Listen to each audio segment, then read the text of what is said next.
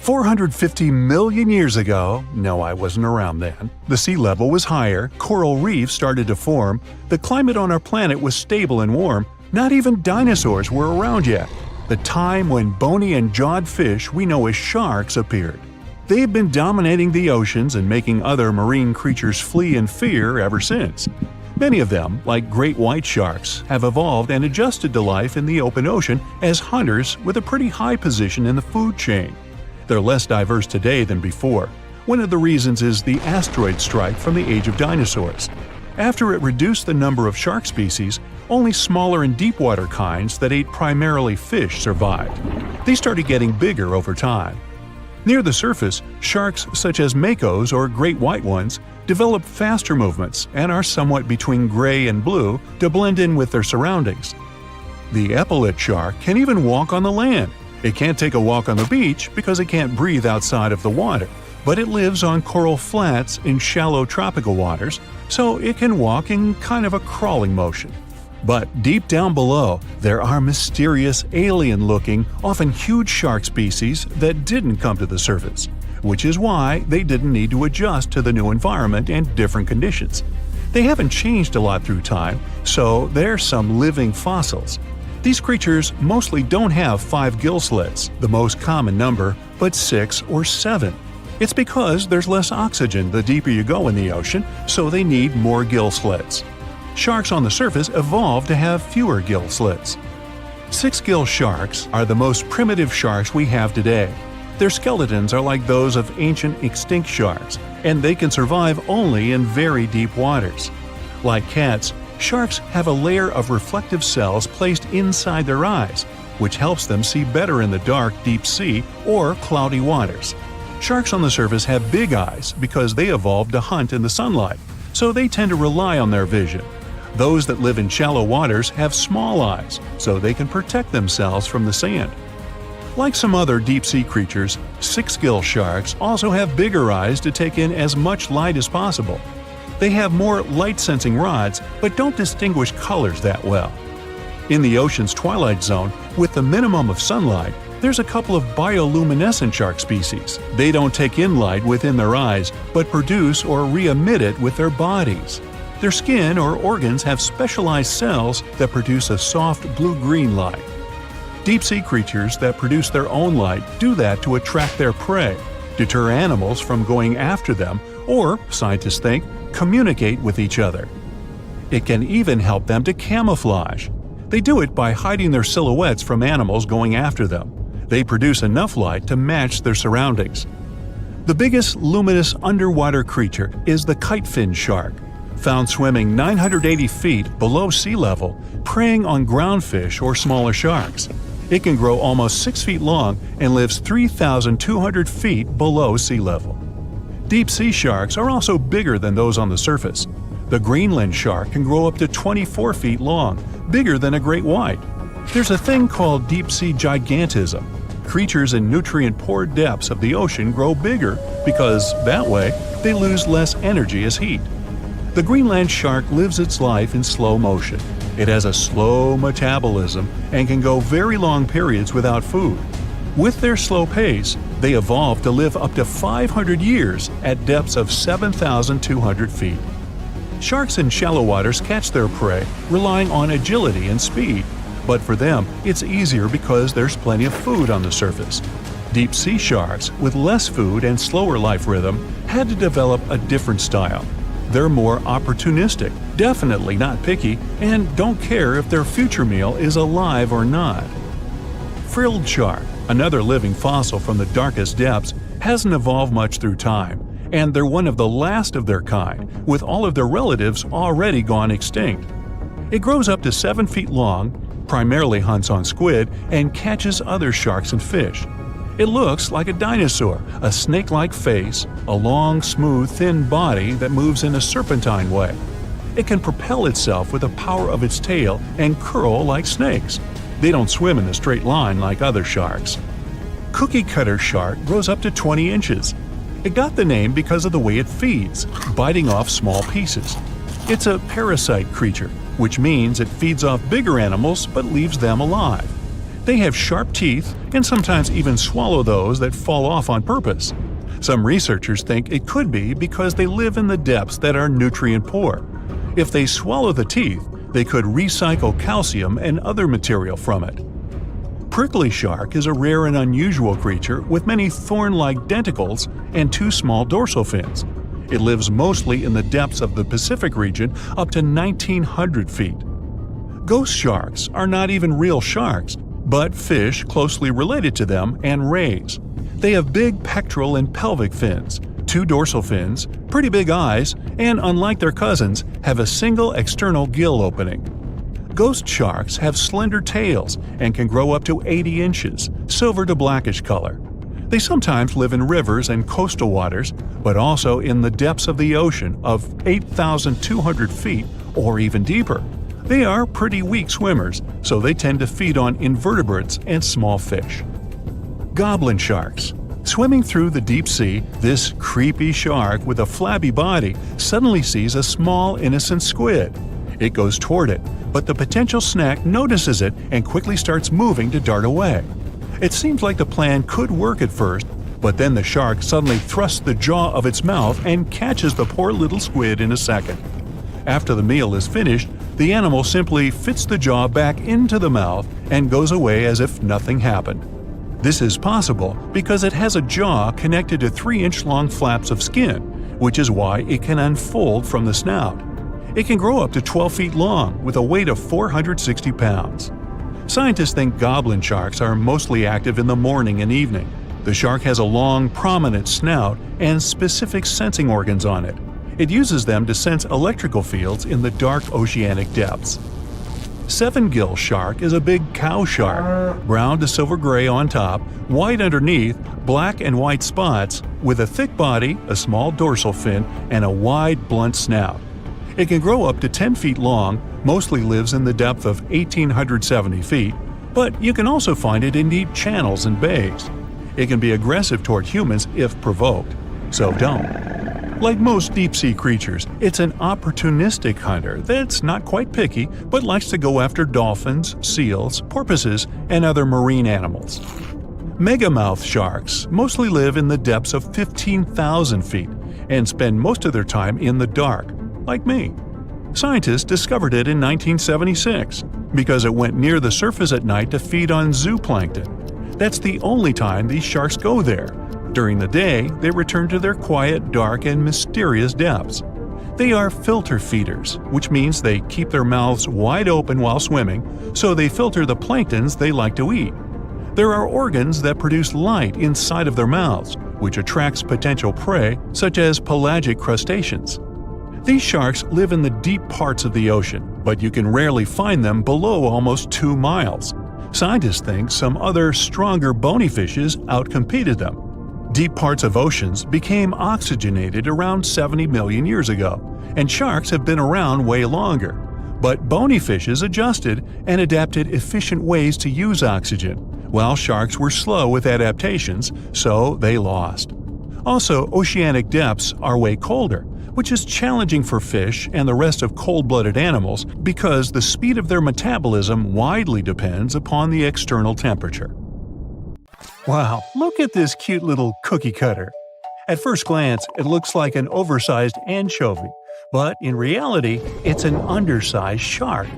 This shark never grows bigger than 18 to 20 inches, but it doesn't make it less dangerous than its peers.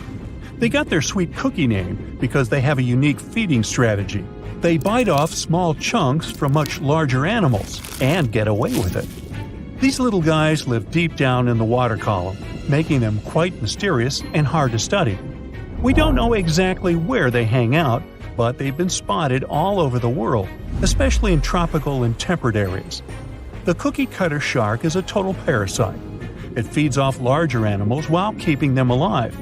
It uses its sharp upper teeth to latch onto the skin of bigger sharks, fish, or even marine mammals. Then, with its strong lower teeth, it scoops out a mouth-sized chunk of flesh or blubber. Ow! So watch out, because even big predators like bluefin tuna, great white sharks, and spinner dolphins can end up with scars from these little sharks. Now, there's one crazy story about a cookie cutter shark biting a person. Picture this: a long-distance athlete swimming between islands in Hawaii at night, surrounded by boats with bright lights attracting prey. Yep, that swimmer got a nasty bite on the calf, leaving a gnarly scar, but luckily no permanent damage. Lesson learned: don't mess with cookie cutter sharks during their feeding frenzy. To hunt like this, they have a well-equipped mouth. The mouth itself is like a short line that goes across, surrounded by these big fleshy lips that can suck stuff up. It's got a bunch of tooth rows in its jaws, like 30 to 37 in the top and 25 to 31 in the bottom, and they increase as it gets bigger. The upper teeth are small and narrow, standing up straight with a single smooth, pointy bit. The lower teeth, on the other hand, are way bigger and wider, almost like knives, and they interlock to make a saw-like cutting edge. Just like any other shark, cookie cutters lose their teeth throughout their lives. But here's where they're different: they swallow their lost teeth. Some scientists think they do this because they live in nutrient-poor deep waters and want to recycle important tooth-building materials, like calcium. That's a brand new approach to diet supplements, huh?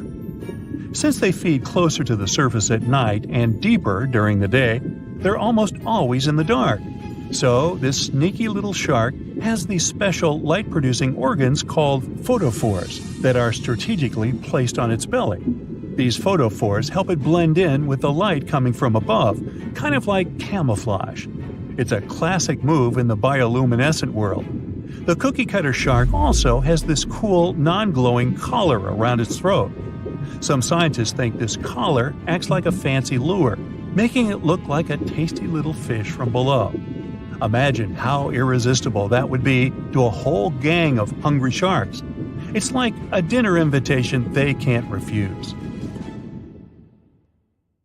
The megalodon shark roamed the oceans, scaring and chewing everything to pieces long after the dinosaurs were wiped out by the great meteorite.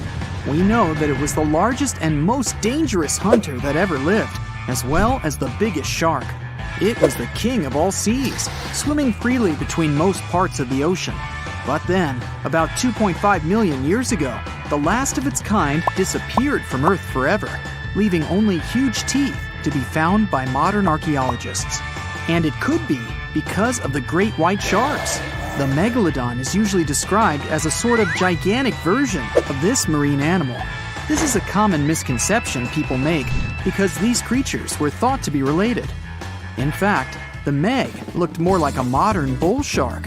It had a short snout, a flat lower jaw, and long and massive pectoral fins that supported its weight. And what's more important, the ancestors of today's great whites existed at the same time as the megalodon. But with great size comes great clumsiness. Although the meg was huge and powerful, it was also not as nimble as the smaller and quicker great white sharks. Researchers believe that great whites actually rivaled with the megalodon for food and were often more successful hunters thanks to their agility. They couldn't fight the meg openly, but were fast enough to steal its food. So, the only food left for the megalodon were whales and equally big marine animals. Adult megs could easily catch such beasts, but their offspring were much smaller and more vulnerable than their parents. Scientists believe other sharks could have used this to their advantage. While the megalodon was still little, it often became a meal for great whites, bull, and tiger sharks. Even then, a great white shark could be almost 20 feet long, while a megalodon pup was typically twice as small. A pretty easy meal for a great white. But even if there had been no open confrontation between young megalodons and smaller adult sharks, meg pups wouldn't have been able to find food for themselves to grow to adulthood. The population of other sharks was growing, and they were rivaling with each other and the megs for food. The more great whites and other sharks there were, the less food remained for the young monster sharks. Eventually, they would have simply starved. As if this wasn't enough for the megalodon to cease to exist, their favorite big munch, the whales, began to adapt to changing conditions on Earth. The meg was a warmth-loving shark, and it was abundant in tropical and subtropical waters. When they first evolved, about 20 million years ago, The climate on the planet was much milder. Both land and seas were generally warmer, and so the Meg could swim and eat wherever it pleased. As years went by, the climate went on changing though. It became extremely cold closer to the poles, and lots of marine animals and fish had to adapt to this temperature shift. But the Megalodon didn't cope as well. It still loved warm waters, so it stayed where it felt comfortable, even if that area was shrinking. What it didn't realize was that whales were among those who became okay with the cold. The big marine mammals went further north, and Meg was left without a supper. Some sharks have an eerie ability to spit out their stomach and then pull it back into place. Well, that would be handy. Most sharks eat huge amounts of food, but the problem is they can't digest everything they've gulped down. So they need a way to get rid of such stuff as sea turtle shells and beaks, bird feathers and bones, lobster claws and whatnot. And then these amazing creatures willingly barf up their whole stomach, along with all the contents. After the shark is done, it pulls its main digestive organ back in, and the entire process usually takes no more than a second. Some shark species, like great whites or mako, have a special eye-warming system. Their retina heats up their eyes and brain. This not only helps them detect movement better, but also improves resolution. As for the mako shark, this species often travels vertically across different temperatures.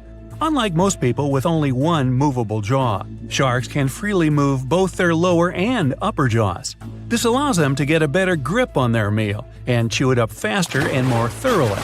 That's comforting. Sharks give birth to a large number of little ones at once. It depends on the species, of course, but let's say the blue shark is famous for producing more than 130 pups at a time. Great white sharks have a more powerful bite than most jungle cats. A 20-foot-long underwater hunter can produce a force of more than 4,000 pounds per square inch. And that's a bite 4 times stronger than that of a lion or tiger. People, with their measly 150 to 200 psi bites, aren't in the running whatsoever. Swell sharks defend themselves by swallowing huge amounts of water. Then the shark's body becomes twice its normal size, and this scares potential danger away. Sharks can grow more than 50,000 teeth during their lifetime, but not all of their teeth are the same. The strongest and most massive ones are at the front, and those closer to the back are smaller and not so powerful. But if the front teeth are damaged, these weaker ones can replace them. It's possible because sharks' teeth aren't as deeply rooted as humans and can move. Shark skin has the same feel as sandpaper. It's made of teeny, teeth-like scales. They point towards the animal's tail. This helps to reduce the friction that occurs when sharks move through the water. Whale sharks have extremely thick skin. In some places on their body, it can be 6 inches thick. It's one of the toughest in the animal world. Scientists have to make loads of effort if they want to get this creature's blood sample. Sharks have an incredible sense of smell, but besides that, they use one more sense to detect other animals. There are special pores around their head, near the nostrils, and under the snout. Those are special organs, something like second sight. Every creature generates a tiny electrical field. Thanks to the pores, sharks can spot these electrical fields and figure out where other animals are. Sharks are incredibly sharp-eared. They can hear their potential meal from 3,000 feet away. They can also catch low-frequency sounds, like the ones produced by a fish's contracting muscle tissue. Sharks have been around for more than 400 million years. It means they've lived through 4 out of 5 mass extinctions. This makes them way older than Mount Everest, humans, dinosaurs, and even trees. These creatures go back to the period when coral reefs were just beginning to form. Some shark species can jump out of the water, like the great white shark or the basking shark. They're known to leap from more than 8 feet up into the air. Thanks to this maneuver, they can catch such animals as seals or seabirds. But unless you're in South Africa, you aren't likely to see sharks jumping out of the water. Shark skeletons are made of muscle and cartilage, which are lighter and twice less dense than bones. This makes sharks more flexible, which allows them to make sharp turns when they're chasing other animals. Hammerhead sharks have a weirdly shaped head for a reason. Thanks to it, these creatures have incredible 360-degree vision. Their eyes are tilted a bit forward, and it allows them to have an overlapping field of view. The goblin shark's terrifying jaws are attached to elastic ligaments. They can unfold from the animal's snout for up to 3 inches. It allows the animal to catapult its mouth forward to catch other marine creatures. Sharks don't sleep as you do. Some species have to keep swimming all the time. Otherwise, water will stop flowing through their gills and they won't be able to breathe. Others do rest, but they don't enter an unconscious state. They just go into special rest periods. These creatures don't have eyelids. That's why their eyes remain always open, and their pupils monitor their surroundings. They also keep their mouth open so that the water can pass through their gills. Sharks can travel remarkably long distances without needing any rest, all thanks to their bizarre sleeping pattern. For example, great whites can swim distances of more than 2,000 miles without stopping to eat or rest. How come these creatures don't starve? They draw on the fat stored in their livers. By the way, this organ can compose up to a third of the animal's body weight. Contrary to popular belief, sharks do not and cannot swim in reverse. Their tails propel them forward, and their pectoral fins help them to keep their balance and turn. It means that, anatomically, these animals can't move in any direction other than forward. Sharks have no vocal cords. They can't produce sounds to communicate with one another or express their emotions. That's why they have to use body movements, like twisting their bodies or flipping over. Sharks live in all of the world's oceans, but several species also inhabit freshwater rivers and lakes. For instance, bull sharks have been found in tropical rivers. They're also known to be able to swim between fresh and salt water. The smallest shark out there is the dwarf lantern shark. This unique creature doesn't grow longer than 8 inches, but the shark makes up for its tiny size in other ways. For example, some of its organs emit light, and since the creature lives in the shallow waters, this helps to camouflage it in the rays of sunlight. Blue sharks eat a lot, often more than they need. Some of this food can remain undigested for weeks till it's needed for energy. Sharks have something that looks similar to a tongue, but this organ is called the basial. It's the front section of the cartilage that goes from the shark's chest to its mouth. It doesn't move and is pretty much useless. The so-called tongue doesn't take part in the process of feeding. It isn't covered in taste buds. Its only real use might be that it supports some of the bones connecting the shark's gills. There are hundreds of shark species in the world, more precisely around 500. Some of them are pretty bizarre. Just look at the goblin, basking, or cookie-cutter shark. All these sharks vary in size, from several inches to dozens of feet long. They also live in absolutely different environments. Tiger sharks eat whatever they can get their jaws around. Some of the weirdest things they've munched on are video cameras, bags of money, license plates from almost any U.S. state, dog leashes, you name it. Each whale shark has a unique pattern on its skin. These spots and stripes can be used to identify individual sharks, just like fingerprints are used to identify people. The blunt-nosed six-gill shark can dive to a depth as great as 5 Empire State Buildings. Baby sharks are called pups. When they get born or hatch, they are already fully nourished. And if they choose to swim away from their mama shark, they don't need to hunt for food for at least several weeks. Uh-oh, did somebody say baby shark? So, you're diving in the Atlantic Ocean, and suddenly you realize you haven't seen anyone else around for a while. You come up to the surface and your boat's gone. No! In the distance, you can see an ocean buoy you can climb onto.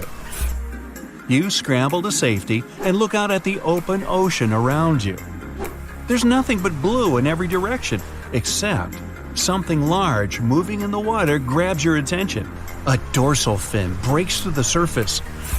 It's all over! It's a great big shit! Wait a minute, it just rolled onto its side. Oh, it's not a shark at all. You just encountered the heaviest bonefish in the world, the sunfish. It can grow up to 14 feet long, and it lives deep down in the ocean. What you're seeing is the sunfish surfacing. Some people call it the mola mola. It mostly dines on jellyfish and can dive down anywhere from 600 to 2,600 feet. It's not sunbathing or anything, it's letting seabirds eat any little bugs that try to get away with a free ride. A delicious meal, I'm sure. Yeah. The sunfish is so large and heavy, it's extremely difficult for scientists to study it, especially when it swims down so deep. The mola mola, just like the jellyfish, is not even a fish. It's a plankton. It's kind of a laid-back creature that drifts with the current rather than swimming against it like normal fish. The sheep's head fish lives around the Gulf of Mexico and off the West Atlantic. It lives quite far down from the surface, and I hope it stays down there. Its teeth help snag its favorite food, shellfish. While it may look scary at first, the sheep's head fish is a regular at fish markets and some restaurants if you're game to try it. I know I wouldn't eat anything with teeth that looked like mine. The world's most misunderstood fish also happens to look like the saddest. The blobfish lives deep down off the coasts of Australia and New Zealand. It's considered one of the strangest creatures ever caught, and for good reason. This fish just isn't made for the surface. It looks like a melting pile of goo, with a frown. One thing we know about deep-sea fish is that we don't know anything about what really goes on down there. So, you make it to dry land and you hear a deep grumbling sound coming from the muddy sand nearby. Some strange eel-like animals are moving around. They might be cute, but picking one up might be a big mistake. They might mistake your finger for a nice mid-afternoon snack. The giant mud skipper lives throughout Southeast Asia and surprisingly can outrun a human if needed for a little while at least. They love muddy water, so they mostly hang out near shorelines. What makes these fish unique is that they spend most of their time out of the water. Although they only grow to about 1 foot long, they can jump about 2 feet. The walking trees of the Amazon are one of the biggest secrets of the forest. You head over there. These trees aren't walking around with legs like you or me, but they're still able to move about 60 feet every year or two. What happens is that new roots search for sunlight while the old roots leave the soil, one root in front of the other. Their movements are incredibly slow. You won't be able to sit there and watch them strut their stuff. But if you've got nothing but time on your hands, you'll notice the trees shifting week by week, trying to find the best possible light. You're walking in the West African jungle, whistling away. You pick up a small stick to get rid of some spider webs in your path. It's all good until you realize that stick is tickling your hand and bending. Lucky for you, you just picked up a giant African millipede. They grow to about 1 foot long, so they kind of look like a small snake. That tickling you feel is their 250 legs wiggling around. These millipedes are part of the same family as crabs and spiders, but they only really eat plants and fallen leaves. You pop over to Nevada for a nice walk. Hey, why not? It's way too hot, so you decide to jump into that nice pool of water you just found. The only problem? This place is way off limits, and swimming definitely isn't allowed. Why? Because of what could be the rarest fish in the world, the pupfish. They only grow about 1 inch long, and they only live here. They're precious and protected fish, so read the signs and don't even think about going swimming anywhere near them. The pupfish's backyard pool has another claim to fame. It's an earthquake indicator. When there's an earthquake, say in Indonesia, Japan, or China, waves start popping up right there in Nevada. You wouldn't be wrong for wanting to get your eyes checked if you saw this little guy sniffing around. The star-nosed mole is one of the weirdest creatures anywhere. Each one of the feelers on its nose help the almost blind mole find its food. Its nose is so sensitive, it can feel 5 times more than a human hand. That's not all. Star-nosed moles are also the world's fastest eaters. Wow, faster than me. They can even smell around for food underwater. Is there anything this mole can't do? Tardigrades, or as they're sometimes called, water bears, are one of the most interesting creatures on the planet, and also the craziest. These microscopic animals are the toughest creatures on Earth. How tough, you ask? Well, you can find them in the deepest parts of the ocean, high up on mountaintops, in volcanoes, rainforests, and even Antarctica. They're also the first animals to survive exposure to outer space. They can sleep for thousands of years without any food or water, and then get up and walk it off like it was nothing. The water bear could rule the planet, if only it was a little bigger. The blue glaucus looks something like out of a sci-fi movie.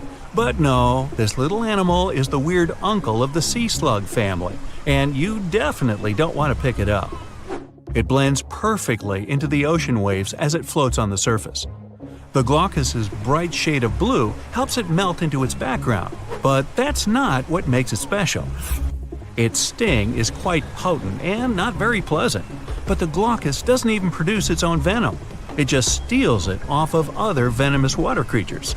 Not bad for something that's only an inch long. How about a delicious coconut?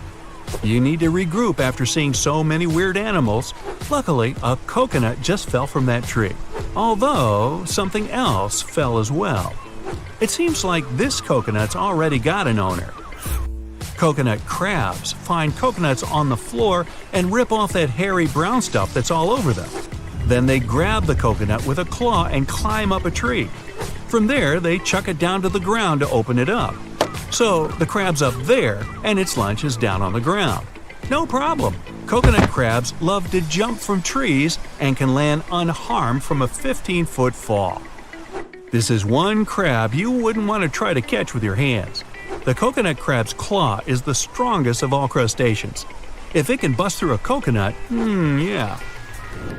By now, you've seen your share of crazy, but no one is prepared for the hagfish. This fish looks like an eel, but with one extra superpower: slime. Less than a teaspoon of slime, when combined with water, can multiply up to 10,000 times.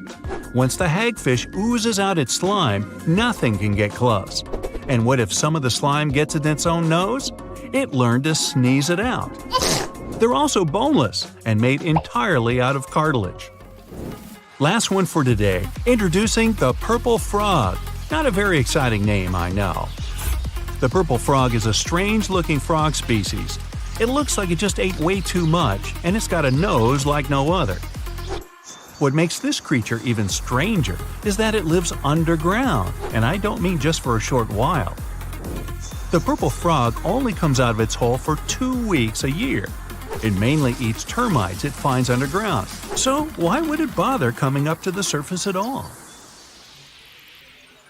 The hammerhead has an incredible 360-degree vision that's called binocular.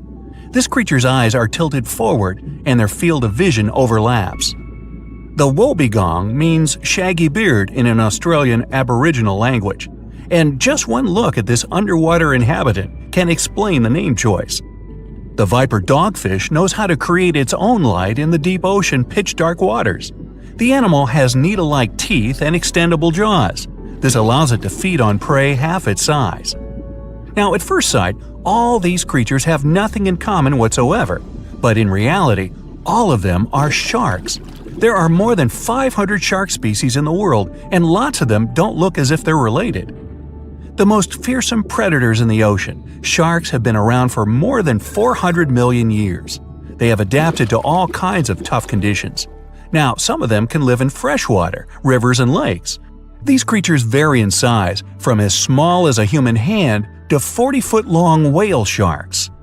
Now, most people would probably feel more comfortable without sharks lurking in the ocean depths. But few of them know that the disappearance of sharks would turn into a disaster for our planet. Imagine waking up in the world without these apex predators. If you're a surfer, you wouldn't have to scan the water for a shark's infamous triangular fin. If you're a regular beachgoer, you wouldn't have to be on your toes all the time, ready to sprint toward the shore once you hear a lifeguard's whistle. Movie makers would be confused. They'd have to set off in search of a new villain. But the truth is, sharks aren't as bad as they're pictured. Not all of them are large torpedo-shaped creatures with sharp teeth. For example, the basking shark has small teeth, and it doesn't even use them for feeding. The horned shark's teeth are molar-like and help the animal to crush its hard-shelled prey. And how can a tiny 8-inch long deep-water dogfish harm you? Unlike what lots of people think, Humans aren't sharks' favorite meal. Usually we just get mistaken for similar-sized dolphins and seals. Most shark species prefer fish, squid, and clams. Hey, come to think of it, so do I. Calamari.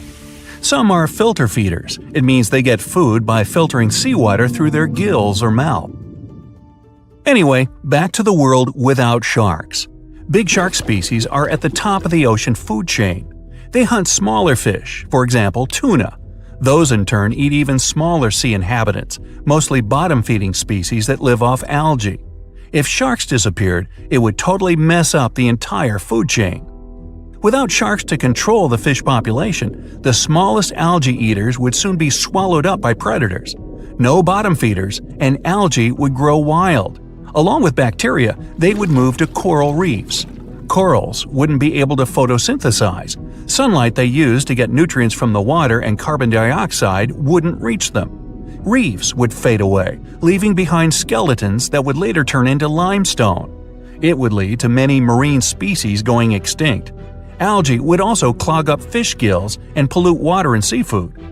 Shark remains are an important food source for lots of marine inhabitants, for example, orcas, other sharks, and even octopuses. Without these remains, these species would be at risk of starvation. Or let's say tiger sharks. They live in seagrass meadows and prevent turtles from overgrazing the area. If sharks weren't on the lookout, all this underwater vegetation would be gone in no time. And that would create a huge problem. Scientists claim that 50 to 80% of Earth's oxygen is produced in the ocean by plankton. That's algae, drifting plants, and some kinds of bacteria. Normally, sharks feed on fish that gobble down ocean-generating plankton. No sharks, and there might be a serious shortage of oxygen in the world. Little fish would thrive, but only at first. If there were no sharks, injured and sick fish, their most common prey, would unbalance the schools they live in. This would cause nothing but chaos. Plus, fish left without control would eat everything they see – little shrimps, plankton, and other microorganisms. Soon, all of this would be gone, and fish would eventually starve. It would affect not only the world's ecosystem, but also the economy, like it happened once in North Carolina.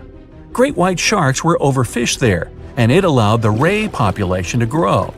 It resulted in hundreds of hungry rays eating all the bay scallops. The local fishery had to close. When there were no more scallops, rays moved on to other shelled sea creatures. The disappearance of sharks would also harm ecotourism. For example, in the Bahamas, just one reef shark brings about $250,000 over its lifetime. Divers pay this money to see the creature in its natural environment. One living whale shark brings Belize $2 million during its lifetime. Besides, if there were no sharks, we would never know how amazing these creatures are. See for yourself. Sharks don't have bones. Their skeletons are made of cartilage, just like some parts of your ears and your nose tip. Cartilage is way lighter than real bones. Plus, sharks' liver are filled with oils. That's what helps them to be so buoyant. From afar, sharks' skin may seem to be as smooth as that of dolphins, but in reality, it resembles sandpaper. It's made up of teeny teeth-like scales. They point toward the tail and reduce water friction when sharks swim. Even though sharks don't have bones, their bodies can fossilize. As these predators age, they store calcium in their skeletons to make them stronger. That's why million-year-old shark jaws feel as heavy and solid as bones. Sharks have small black spots near their eyes, nose, and mouth. They allow these animals to sense electromagnetic fields and temperature changes in the ocean. Most shark species have an amazing night vision. Even cooler, they can see colors. They have special reflective tissue at the back of their eyes, which helps them see perfectly with little light. Now, you might be able to tell a shark's age by counting the rings on its vertebrae. Each vertebra has pairs of semi-transparent and non-transparent bands. If a vertebra has 10 band pairs, the shark is 10 years old. Such a count is not always correct, but still. The great white shark's bite is no joke.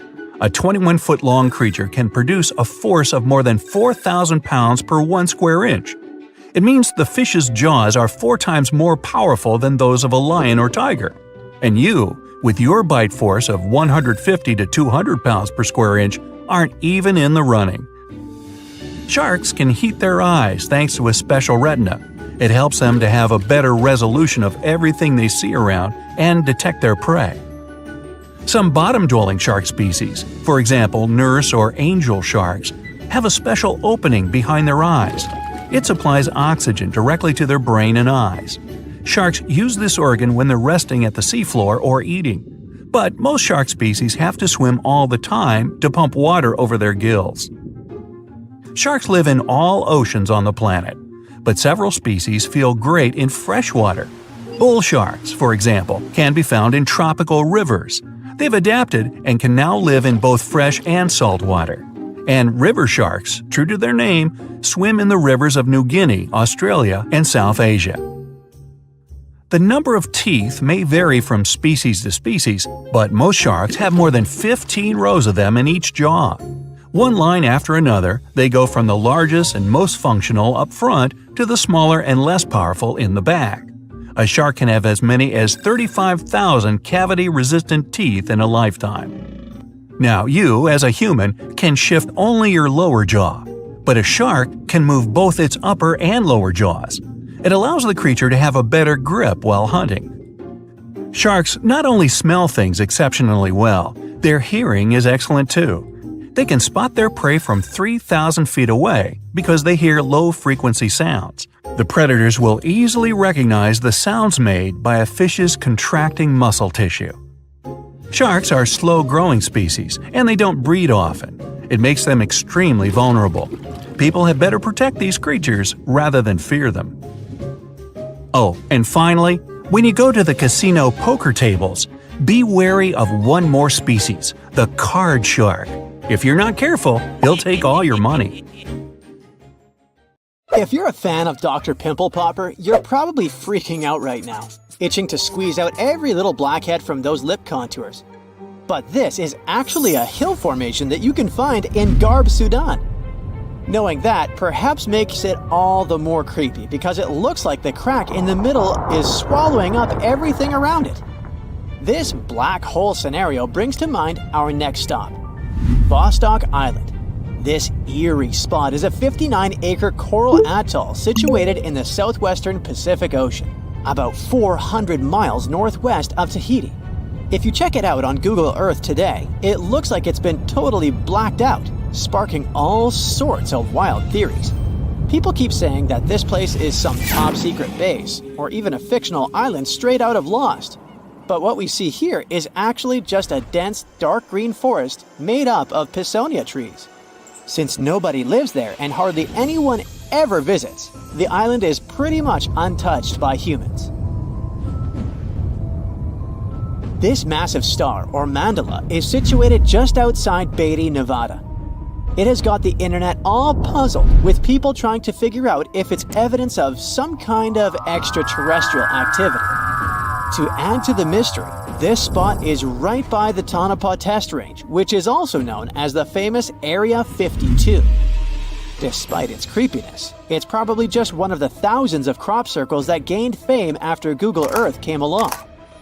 This spiral formation right here is also located in Nevada, and it definitely looks like another chilling crop circle. But things get even stranger if you use the Street View option. As you zoom in closer and closer, you'll notice that it's made up of carefully arranged rocks.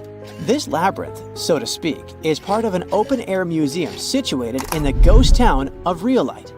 And if that's not creepy enough, take a look around and you'll see dozens of eerie men in white cloaks.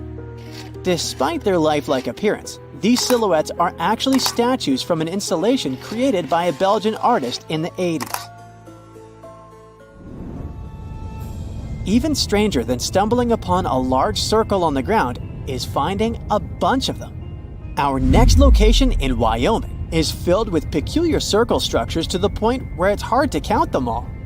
During the 20th century, this U.S. state shifted from a farming economy to an industrial one, dominated by the extraction of oil, gas, and coal. So, these circles are likely remnants of a tank farm. I mean, places where oil storage tanks used to be located. If you want to avoid nightmares, I highly recommend not searching for the mausoleum of Emil Becker in Poland. If you happen to find it by using the Street View mode, prepare yourself to face an abandoned place with the most terrifying sculpture there is. Oh, the creeps. Keeping on the spooky side, let's head to an isolated corner of Kazakhstan, where you can find a pentagram etched into the Earth's surface. This formation is huge, measuring roughly 1,200 feet in diameter. Before you jump to conclusions about this formation being related to some kind of underworld deity worship, it's worth noting that the pentagram actually turns out to be the outline of a park designed in the shape of a star. The star shape is marked by roadways, which are now lined with trees, making the star shape even more distinct in aerial photos. You can spot this peculiar symbol from quite a distance. At first glance, it might even resemble an otherworldly alphabet, as if a highly intelligent civilization is trying to send us an alert message. But this mystery is already solved. We are in De Hoge Veluwe, a Dutch national park located in the province of Gelderland. And these lines are actually part of the park's logo. Search for these coordinates to find what looks like a land formation straight out of an extraterrestrial landscape, or perhaps a set from Avatar. This place, located in Inner Mongolia, China, is believed to be a granite mine, but it's a bit of a mystery why it has such a striking blue tone on Google Earth. If you check it out on Microsoft Bing Maps, for example, the same location appears in a much more natural tone. In the Australian outback lies a massive geoglyph known as the Maori Man. Discovered in the late 90s, it appears to represent an indigenous Australian man hunting with a boomerang or stick. The figure stretches for more than 2 miles in length and about 1.6 miles wide. It has deep furrows carved into the ground, which adds to the complexity of its formation and origin. Despite efforts to uncover its purpose, its origin is still a mystery. This is Desert Breath, located in the Sahara. Like many things you have seen in this video, this formation also sparks speculation about it being created by extraterrestrial beings. But a quick Google search clears up that mystery. It turns out this is an art installation created by a group of 3 Greek artists back in 1997. They went all out, moving around a whopping 280,000 square feet of sand and even creating a large pool in the middle of it. Egypt still holds many mysteries, and you can explore them yourself with Google Earth. That's how some people stumbled upon this striking triangular-shaped plateau and immediately jumped to the conclusion that they discovered a hidden pyramid. However, experts quickly dashed their hopes. They believe there's no plausible explanation for a pyramid to exist in this area, located 8 miles west of the Nile Valley edge in Upper Egypt. This discovery is likely nothing more than a hill that has suffered the effects of erosion, combined with a heavy dose of wishful thinking. In some cases, nature itself is responsible for creating frightening sculptures, like the Badlands Guardian in Alberta, Canada. If you look at it from above, you'll notice not 1, but 2 human heads emerging from the landscape.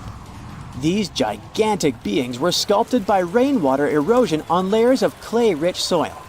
Ironically, additional human-made structures give the impression that this one is wearing wired headphones. It seems that deserts are a prime spot for discovering strange images on Google Earth. So our next stop is China.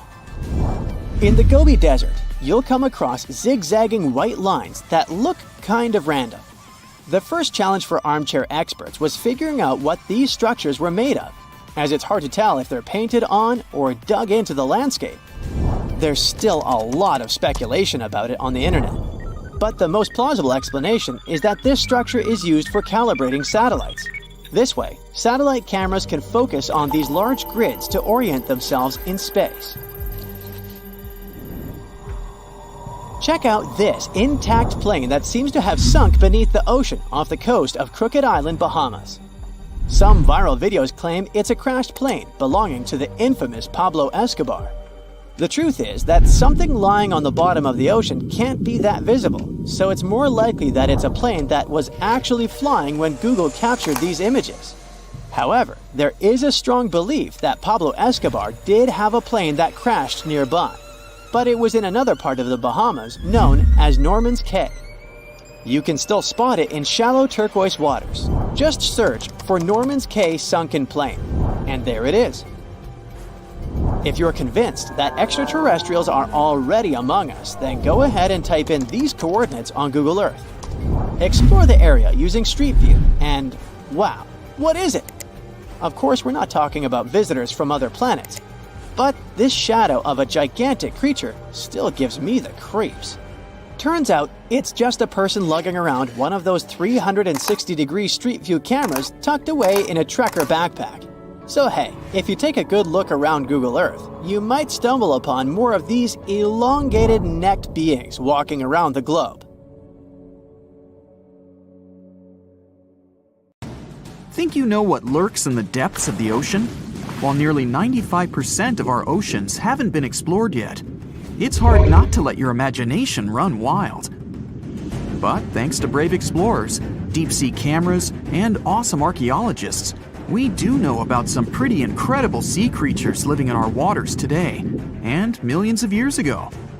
From the 9-foot spider crab to the 60-foot prehistoric megalodon, these sea dwellers come in all shapes and sizes. But let's focus on sea creatures famous for their huge size. Can you guess which living species of whale is the largest? Well, it's not the orca, but that's a good guess. The orca is a toothed whale that can grow to anywhere from 23 feet to 32 feet, which is slightly smaller than a school bus. How about the narwhal? Nope, they're not the biggest either. These unicorns of the sea live mainly in Arctic waters and only grow 13 feet to 20 feet in length, and that's including their 9-foot tusk. Tired of guessing? Okay, I give in. The largest whale that still exists today is the blue whale. At a jaw-dropping 82 feet to 105 feet, the blue whale is not only the biggest whale we know of, but is currently the largest animal to have ever lived on Earth. Seriously. These animals are bigger than a T-Rex, and even the prehistoric megalodon. If you were to put a blue whale next to a school bus, it would look like it could swallow it. Think about that. According to National Geographic, a blue whale's tongue can weigh the same as an elephant. And their hearts can weigh as much as a car. That doesn't even sound possible. It's no wonder these giants need to eat about 4 tons of krill every day. While there aren't too many animals living today that can compete with the blue whale's epic proportions, there is an entirely different species that is a good contender, and it's not quite what you would expect. It's a jellyfish. No, I'm not talking about the little jellyfish that wash up on the shore and ruin a perfectly good day at the beach. I'm referring to the lion's mane jellyfish, the biggest jellyfish around. This invertebrate can grow up to 120 feet long. They also come in different gorgeous colors like red, purple, or even shades of orange. As if their length wasn't impressive, the lion's mane jellyfish boast a whopping 8 sets of 70 to 150 tentacles. That means they can have up to 1,200 in total. And here's the giant oceanic manta ray, the largest type of ray in the world. Their wingspan can be longer than a bus. These guys can reach 30 feet in length. They also have the biggest brain compared to body size among all fish. Unlike their stingray cousins, mantas don't have venomous tails. And while the lion's mane jellyfish and the blue whale are yet to be beaten for the longest sea creature, there is one marine creature that can grow even larger in length. The Portuguese Physalia physalis, tentacles and all, can reach a length of 165 feet long, and that's according to mentalfloss.com. While this thing may look a lot like a jellyfish, it's actually known as a siphonophore, and there are hundreds and sometimes thousands of them that are genetically identical. Their long tentacles help the organism catch prey, and its sting is fatal to most animals, even humans in some cases. What's even creepier is that if one of the tentacles comes off the organism for whatever reason, it can float around the water for days before decomposing. Even if it's detached, this tentacle can still sting you. But don't go running out of the ocean just yet. Your chances of being hurt by a Portuguese Phacelia phasalis sting are pretty slim. However, if you do get stung, the side effects aren't pretty, with welts, stomach cramps, an elevated heart rate, and an upset stomach. While you don't want to go anywhere near these long creatures, they sure are pretty to look at. Check out all those colors. The Shastasaurus is the biggest marine reptile that has ever existed. These predators lived during the late Triassic period, about 210 million years ago. These amazing giants could reach lengths of up to 69 feet and weighed more than 75 tons. This made the Shastasaurus as heavy as a blue whale. And if you could stand this creature up vertically, it'd be as tall as a 7-story building. Despite appearances, the Shastasaurus was actually pretty slim for its size. Its ribcage was only 6 feet across. You'd think that this big guy was chowing down on other dinosaurs, but that's not the case at all. This reptile survived on a diet that consisted of small fish and cephalopods, like octopuses and squids. The Albertonectes is a bright representative of the plesiosaur family, meaning that this marine reptile had a small head on an incredibly long neck and large flipper-like limbs that helped it move through the water. These creatures occupied the seas around North America 76 to 70 million years ago. The length of this sea monster could reach 38 feet, with its neck taking up 23 feet of that length. Its neck was a true record breaker. It had a whopping 76 bones in it. No other animal known to humankind has had so many vertebrae in its neck. Scientists aren't sure why they needed such a lengthy neck. They might have used it to collect shellfish off the seabed, or perhaps it helped them capture their main prey, fish and squids. This aquatic reptile also had gastroliths in its stomachs. Some of them were as big as 5.5 inches in diameter. The Tylosaurus belonged to the Mosasaur family. It dominated the shallow seas of North America about 85 to 80 million years ago.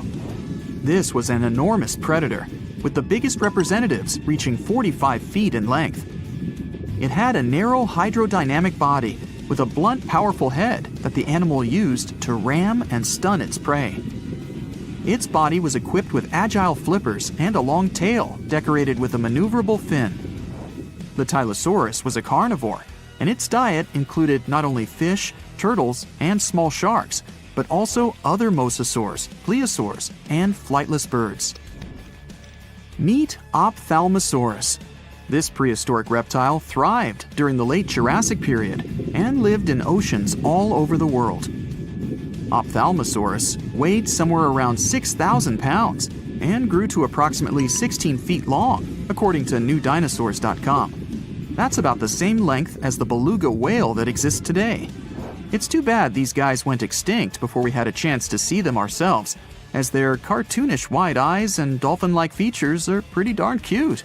Of course, the Ophthalmosaurus evolved over time to become ophthalmologists, or eye doctors that we know today.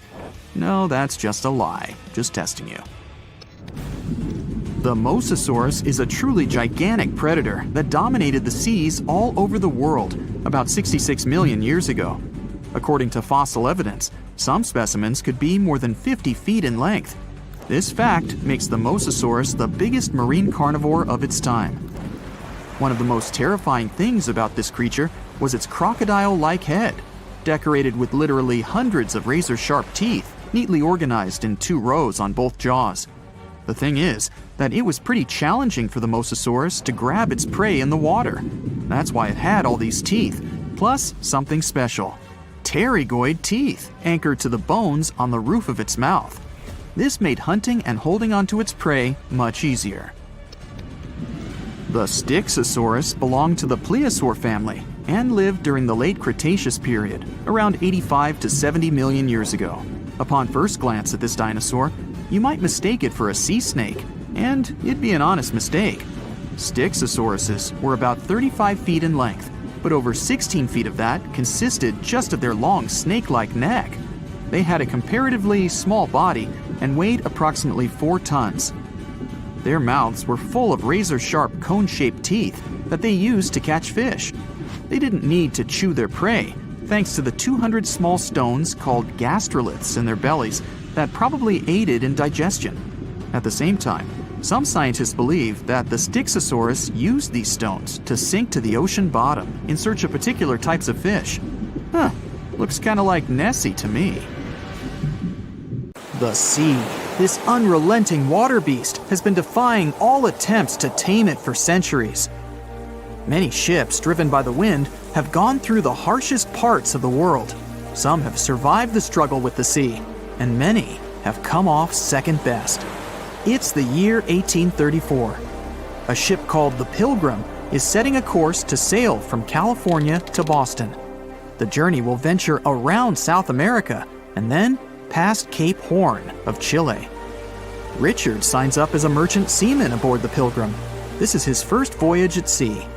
The crew tells Richard stories of the Drake Passage off Cape Horn, a route that's legendary for its dangers.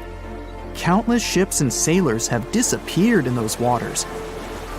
Since Cape Horn's discovery in 1526, it's quickly become known to all those that have sailed around it as the ultimate test of any mariner's skill and of any ship's strength.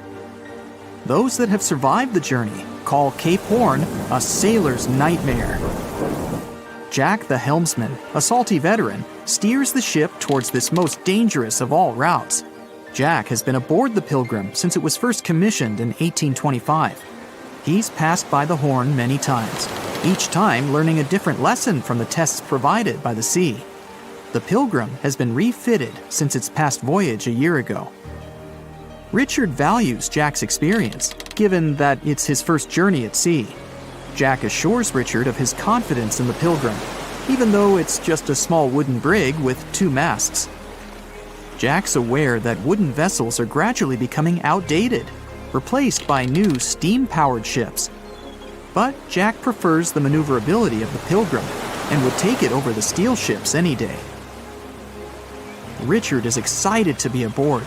There's so much to explore in life as a merchant seaman, but the guy struggles to acquire his sea legs on the boat. Forceful winds make the Pilgrim move faster, providing Richard with a quick introduction to life at sea. At the same time, nothing can prepare him for what is to be experienced at Cape Horn. It's the southernmost point of land before Antarctica. The gap between the icy continent and Cape Horn holds the infamous Drake Passage. Approximately 700 miles between Cape Horn and the Antarctic Peninsula. Strong winds provide an uninterrupted, steadfast journey toward the Horn. But, as Jack tells Richard, the winds are more concentrated at the Drake Passage. They create a funneling effect, becoming stronger and more unpredictable.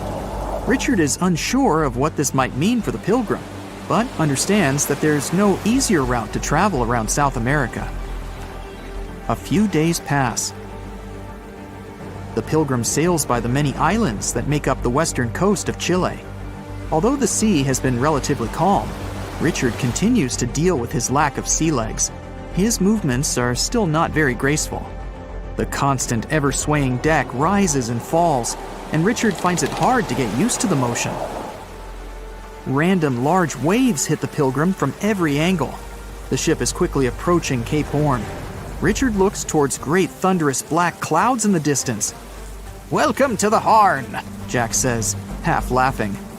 A wry smile upon his face soon disappears.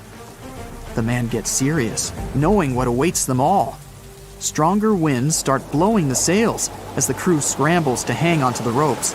Richard desperately sets to adjust the aft sails, adjusting for the constant change in strong southerly winds. Jack holds firm at the helm, knowing the importance of his role. He's wary of the swell. It can build very quickly the further south they travel. It's crucial the Pilgrim doesn't venture too close to the Horn when they approach. The great darkness that was in the distance is now all around them, filling the sky in every direction. Blackened clouds throw rain and hail down at the crew as they try to resist the enraged weather. Jack is directed by the captain at the helm, changing the direction of the vessel. The temperature has dropped significantly. Barely keeping the water from his eyes, he turns toward the port side bow to provide his face a brief break from the torment of the wind. Looking out into the distance, the man sees the Horn standing alone, surrounded by mist. It's a haunting sight. He steers the Pilgrim along the face of the Horn, the distance getting shorter. The waves shrink in height since the depths become shallower, but these waves are much steeper and their angle can cause more damage to the wooden vessel. Jack's unsure how much of these waves the Pilgrim can take before the hull is breached. Richard, still posted at the aft sails, watches the water and icebergs floating by. He's unsure how large they actually are, since they're mostly hidden underwater. But he knows to alert Jack if any get too close. Just one iceberg hitting the Pilgrim will be all that the hull can withstand. Dutifully, he watches over the side and into the distance. Icebergs aren't the only thing to look out for. Rogue waves are common in these seas as well. The connecting Antarctic and Pacific Oceans, mixed with stormy weather, form waves together. This creates much larger rogue waves. Such waves have been known to reach up to 100 feet tall. They can destroy most vessels in their path. It'll surely be the end of the Pilgrim if it comes across a rogue wave. Strong currents adjust the route of the Pilgrim, as though the Horn is trying to lure the ship toward its rocky shallows. Slowly, they are getting pulled closer toward the Horn. Jack is fighting the current at the helm. Spinning the wheel, he strains his body as much as he can. Grunting, he plunges the wheel from the port side to starboard and back again. The captain keeps yelling directions. To a novice, they're extremely confusing. But Jack, a hardened veteran, continues to interpret the directions with ease, steering to readjust their course away from the Horn. The captain orders Richard to assess the hull below the decks. With the level of pounding the Drake Passage has provided so far, it's surely harmed the ship in some way. Richard runs to the deck as another sailor yells something at him, but the noise of the sea makes it difficult to hear. A wave hits the side, flowing onto the deck. Richard manages to hang on to the mast before he's almost swept overboard. The entire front deck seems to be underwater. Hanging on as the water rolls off the sides of the ship and waiting for it to clear, Richard watches the Horn slowly go past. Still, it beckons toward the Pilgrim, as though asking for its dues from the crew. The currents are still pulling the ship, while the storm is raging on, with no end of the struggle in sight. The storm is growing ever larger and fiercer. Richard gathers himself to head below and assess the damage. After a slow descent to the lower decks, Richard can finally look over the hull from the ship's quarters. There's no damage from what he can gather. But he's shocked by the depth of the water inside. It's now at waist depth. Cups, amongst other things, float in the water. Even inside the ship, the guy can't escape the waves. Unable to make sense of it all, he stands frozen, listening to the almighty power of Mother Nature outside. The sea roars even more wildly, waves constantly thudding against the hull. It sounds like a somber drumbeat, a slow countdown to the demise of the Pilgrim. Richard forces himself back to the terrors of the above decks, grasping onto the rails to carefully walk the slippery stairs. He leaves the disturbing creaks of the wooden decks. They're soon replaced with the strained sounds of the ropes, the yells of other sailors, and the deafening roar of the sea crashing all around him. Jack is at the helm, focused on his role, still fighting the wind and the waves, even with the addition of ice and frost. It seems that the world around him has set its heart to distract the man from his duty, but Jack pushes on determinedly. For 9 days, the Pilgrim fights the constant changes in stormy weather, facing all kinds of obstacles, but the ship manages to make it through. As they leave the storm behind, the crew sets their course north for their final destination. The sight of the sun peeking through the dark clouds is the most relieving thing Richard has ever experienced. Unfortunately, Richard lost his rations at some stage during the storm. At sea, if your rations are lost, it's your own bad luck. Luckily, Jack is kind enough to share some of his. Well, hey there. We dive back in time and into the oceans over 500 million years ago, just, because we can. Whoa, watch out! It's not megalodon or giant sea reptiles you need to look out for here. It's a bizarre, unearthly-looking creature called Anomalocaris. The name means unlike any other shrimp, and I think you'll agree, it looks like a nightmarish cross between a shrimp and a modern-day centipede. 2 tentacles protruding from its face, each lined with razor-sharp teeth. Oh yeah, and this thing was about the size of your leg. With a wave-like movement of the flaps on each side of its body, it was graceful for a terrifying creature. It was also more advanced than any other life on this planet at the time. Especially those huge eyes. You have only one lens in each of yours. This giant shrimp had 16,000. That's 4 times more than a common housefly. And you know how good their vision is. Good enough to dodge that swatter every time. All this allowed Annie to become one of the first animals on this planet to feed on others. Yep, here it is. Earth's first hunter. Its favorite meal? Trilobites. Hey, try a bite. Those are the ancient ancestors of crabs. Some of their fossils have marks on them in the same shape as the monster shrimp's mouthparts. Terrors of the past like this got to be so giant thanks to more oxygen in the atmosphere. A perfect example of this, Meganeuropsis. Imagine a dragonfly. Now make it as big as a cat, and with a wingspan longer than your arm. Megan, the monster-sized dragonfly, could easily grab other insects or even small animals, and she ruled the air with quick movements. Back then, there were still no large birds or other airborne enemies for this behemoth bug, so it was safe and free to grow as large as this planet would allow. Piranhas of the past were also jumbo-sized. Mega piranha was about 3 times the size of the river terrors we have today. Its bite force was about the same as a tiger's, and those striped kitties bite down 2 times harder than lions. That means it probably not only dined on other fish and any land creatures that, got too close to the water, but it could also easily crunch down on large turtles and other unlucky shelled creatures. And fun fact, modern-day piranhas bark like dogs when they're about to enter a confrontation. It actually sounds more like a frog's ribbit. But makes you wonder, what did this mega-sized ancient cousin sound like? A bear roaring? How about giant sea scorpions the size of your bed? Go back about 460 million years, and you'd see them swimming under you. And watch out for that tail. Scientists still don't know if these creatures could use it to inject venom like your standard land scorpion. But something tells me I wouldn't want that thing anywhere near me. Then there's this guy, Therizinosaurus. Terry looks sort of like a goose with long arms. Oh, and did I mention this goose dino is about 2 stories tall and longer than a bus? Yow!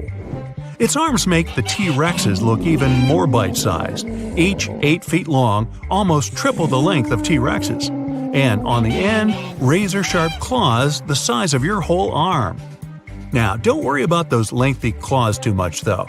Terry probably used them to cut through giant termite nests. So, this huge reptilian goose was more interested in eating bugs and plants. Another mega monster for you, Megatherium. The giant ground sloth could look a giraffe straight in the eye and weighed as much as a hippo. It moved mainly on its hind legs and used its massive tail as support. He had huge paws with colossal knife-sized claws. The sloth could use them to defend itself from enemies and to bend tree branches in search of food. But the biggest danger to the giant ground sloth wasn't dinosaurs or saber-toothed tigers. It was our own species. Yep, humans showed up just in time to meet this fellow and to, eat him up. Titanoboa was a terrifying 50-foot snake, as long as the great megalodon itself. It was also more than 2 times heavier than the heavyweight champion among snakes today, the green anaconda. Crocodiles were a regular on this serpent's menu. Titanoboa could swim 3 times faster than the fastest Olympic swimmer our species has ever seen. It was quicker and more dangerous in the water than outside it. And don't forget the boa part of its name. This massive snake wasn't venomous. Instead, it liked to squeeze. Remember that giant shrimp from earlier? Well, Opabenia looks like its teeny tiny finger-sized cousin. And instead of 2 toothy tentacles, this thing had a vacuum hose coming out of its face. On the end of that trunk, what looks like a single crab claw. Add 5 eyes and a mouth under its head, and you've got a recipe for something not of this planet. Only it is. This creature used its trunk like an elephant does. Its claw grabbed food from the bottom of the ocean and brought it up to its mouth. This thing is so weird-looking that apparently when the scientists who discovered it presented his findings to an audience, they all laughed as if he were joking. Now, a real-life monster, the Tully monster. From a distance, it looks a bit like Nessie, that long neck and teeth-lined jaws. But get closer, and you'll see it's more like a long nose with a mouth attached at the end, like a mosquito. Its eyes are further back, sticking out of tubes all snail-like. Tully was an ancient mollusk, about the size of your forearm. It probably dined on jellyfish and shrimp 300 million years ago. Thylacus smilus will put a smile on your face as long as you don't get too close. No, it's not a relative of the saber-toothed tiger. It was a marsupial, making it more related to a kangaroo than anything. And if you compare them to body size, its fangs were actually longer than a saber-toothed tiger's. And they grew continuously. As for that beard on its chin, that's actually all chin. The lower jawbone grew down to a point under the mouth. Those fangs were rooted to the skull, going way back to its eyes. When the mouth was closed, that bony beard protected the long, sharp teeth from breakage. Staganapolis, not to be confused with Minneapolis, might look like a big crocodile with a squished-in snout, but it was mostly harmless. Its small head and very few teeth meant the reptile didn't have much to work with when protecting itself. That's what all those armored scales were for, and no need for huge fangs or long rows of razor-sharp teeth when you're a plant eater. That beak-like tip on its nose allowed the stag to dig up plants. So, really, this reptile was more like a 10-foot scaly pig than a croc. Basilosaurus was a type of ancient whale that lived on our planet about 45 million years ago. Not quite as long as a blue whale, but this guy was still big enough to munch down on other whales and even sharks. Some people believe these monsters could still exist today. Eyewitnesses claim to have seen a giant sea dragon, and Basilosaurus fits the description. Plus, 90% of our oceans are unexplored. There's plenty of space to hide a sea monster. But scientists haven't found any fossils of this ancient whale younger than 3.7 million years. So, this myth is busted. Stegosaurus is one of the most recognizable dinosaurs that ever lived. It can easily be distinguished by those huge spikes on its tail and the bony plates on its back. It was twice as long as a giraffe and nearly 5 times heavier. But compared to its body size, it had the world's smallest brain. It was no larger than a dog's. Pelagornis had the largest wingspan of any bird ever discovered. It was twice the size of the largest bird today, the wandering albatross. Such huge wings made it hard for the bird to take off. It could only do so by jumping off cliffs. And when it finally spread its wings, this giant could only go about 40 miles per hour. The fastest bird today can reach speeds 5 times that. A shimmering portal closes behind your back. A smiley guide greets you. Hey, you're not the first person to travel between the worlds, but such a journey still remains something out of the ordinary. At first sight, the place is not that different from your own. The same people, the same transport, similar architecture. Then why did your friends swear it would be the trip of your life? Your travel agent told you the town you'd be visiting is at the seaside. That's why you ask your guide if you could spend some time near the ocean. He gives you a funny look, but agrees. The day's brilliant, sunny, and hot. It feels only natural to take your clothes off to get some sun. After a while, you get up to go have a swim in foamy waves. But your guide grabs your arm. His grip is unexpectedly strong, his face anxious. No, it was risky enough to come to the beach and stay so close to the water, and now you're going to take a chance with your life? Huh? That's all you can answer. There must be some misunderstanding. What's so dangerous about this beach? Rip currents? The guide suddenly calms down. Don't tell me you don't know why people from your world travel here? You shake your head, and the man starts to laugh. When he's done chuckling, he becomes serious and mutters, "Okay, I'll show you something you won't be able to forget. Ever. Let's go." You walk along the beach, keeping more than enough space between you and the water. What surprises and worries you the most is the eerie silence. The only sound you can hear is waves hitting the shore. No kids cheering, no surfers riding their boards, no fishers waiting for a good catch. Your guide slows down, and you see a small harbor. For some mysterious reason, it's separated from the open ocean by a thick metal fence with massive gates. You and your guide are heading for a large boat, or rather a ship. Just how many people are going to join us on this excursion?" you ask. "It's just the two of us and the crew," your guide replies. In our world, it's too dangerous to put to sea on a smaller vessel. And indeed, you notice no fishing boats or yachts nearby. You follow your guide downstairs and see a large cabin with a glass floor. Feel free to step on the glass, it's super thick and literally unbreakable. The ship starts vibrating and moves away from the shore. You're watching the rocky bottom, corals, and schools of colorful fish pass by. The water under the ship is getting darker. All of a sudden, your guide whispers, "Here it is." The creature is enormous, longer than a semi-trailer and almost as long as the vessel you're on. Its body shape resembles that of the modern-day monitor lizard, but longer and more streamlined. This makes the animal more fitted for swimming. Its limbs are short, with webbing between fingers. It also has a wide tail with a broad triangular plate on it. While swimming, the critter keeps its body stiff to reduce the drag through the water. The only thing that's moving is its mighty tail. As soon as you manage to get your voice under control, you scream, "A dino!"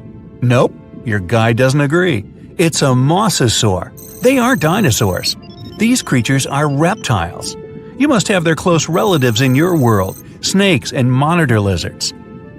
The mosasaur you see is one of the largest species, which are quite rare. There are many kinds of these reptiles, and the smallest is a mere 3 feet long. The average length is 13 feet at the most. But big specimens still occur. That's why we have to build such large, sturdy ships. Just one tail swipe from this beast, and a smaller vessel would be broken in half. The mosasaur, you still find it hard to wrap your mind around it, is swimming under your boat for some time and then swooshes up to the surface. Your guide answers the question in your eyes. Mosasaurs need air. That's why they regularly rise to get some. That's the reason they prefer shallow coastal waters. The creature returns. This time, you get a chance to see its jaws. Each is completed with 2 extra rows of triangular teeth. Behind them, you spot its tongue, and wait, is it really forked? All in all, the creature's mouth looks like one of a snake, including the teeth. They're also curved backward not to let prey slip away. Your guide chooses this moment to start telling you about the awesome creature. Yeah, Mosasaurus evolved around 100 million years ago, but 34 million years later something went wrong, and they didn't disappear like it happened in your world. That's why now our oceans are very different from yours. Fish and mammals in our oceans have developed special traits that allow them to avoid mosasaurs. Plus, thanks to this reptile, we have a much greater diversity of marine species. You notice your mosasaur dashing up and to the left. When it returns, there's something that looks suspiciously like a bird in its jaws. Noticing your surprise, the guide explains mosasaurs eat pretty much anything, from fish and mollusks to seabirds and turtles. Suddenly, your guide screams, scaring you out of your wits. There! Can you see it? Honestly speaking, at first you see nothing. But after straining your eyes, you spot two huge shadows circling each other. Your guide is brimming with excitement. You can't imagine how lucky we are! I've been doing this job for 15 years, but I've never seen a mosasaur fighting with a megalodon. For a moment, your mind stops functioning. Has he just said there are megalodons in his world? And then you see it. A giant animal is coming closer. It's almost 60 feet long, bigger than the whale shark, the largest of all the shark species in your world. Your guide keeps blabbing. Both of these creatures are top predators. Mosasaurs are usually a bit smaller than megalodons, but this one's huge! As the sea monsters get closer, you manage to get a better look at the Meg. Its jaws can open for almost 10 feet and are littered with 5 rows of sharp serrated teeth. They're built in such a way so that they don't crack even after hitting bone. The Meg is an ambush hunter, continues your guide. It probably wanted to take the mosasaur by surprise by attacking it from below, but this attempt failed. Now the predators are moving in circles, likely sizing each other up. They look rather angry and hungry. The mosasaurs try to get closer to the shark's tail or fins. The creature understands there's no way it could bite through the Meg's bulky sides. The shark chooses another tactic. It's aiming for the mosasaur's long midsection. The critters start circling faster, getting closer to each other. The mosasaur keeps changing its pace from slow, almost lazy movements to nervous bursts of speed once it sees the Meg approaching. The shark is swimming in a steady way, watching the opponent with its piercing black eyes. You can't help but think it's pretty obvious which animal's going to be the winner. The mosasaur's jaws are suited for small prey, like fish. Its jaws wouldn't be able to open wide enough to get around the Meg. Because even though both creatures are of the same length, the Meg's body is much more massive. Its jaws are also more powerful, designed to deal with whales and other large marine animals. Plus, the mosasaur's body isn't efficient for high-speed swimming. It gives the shark another advantage. In a flash, the Meg twists its body and rushes at the mosasaur. Its maneuver is not to let the enemy get an upper hand by striking from below. The two powerful creatures clash each other. You see the mosasaur try to maneuver out of the Meg's way, but to no avail. You're clenching your fists, silently sending your support to the mosasaur, and then a sudden jerk, and you find yourself on the floor. Go, go, go! Your guide shouting at the skipper. It turns out the animals got so engrossed in their confrontation that they didn't notice the vessel and crashed into its side. Now it's crucial to get as far away from them as possible. If these huge creatures decide the ship is their common enemy, they may cooperate to attack it. Luckily for you, the beasts don't realize the thing they collided with is actually a container with food. The boat is getting further and further away, and you can only guess the outcome of the battle. Too soon for your liking, you reach the shore. The guide, who still looks thoroughly stunned, drives you back to the portal. You, similarly awed, thank him and step through the shimmering veil. You're clutching at a mosasaur tooth in your hand. It's the skipper's gift to you, the only reminder about the incredible world where mosasaurs are still roaming the oceans.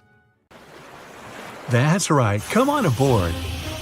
Please enter the submarine slowly and make yourself comfortable. Today, we're going deep into the dark parts of the ocean for the ultimate showdown, Shonisaurus and Megalodon. Time to see how Shoni and Meg stack up against each other. First round, age.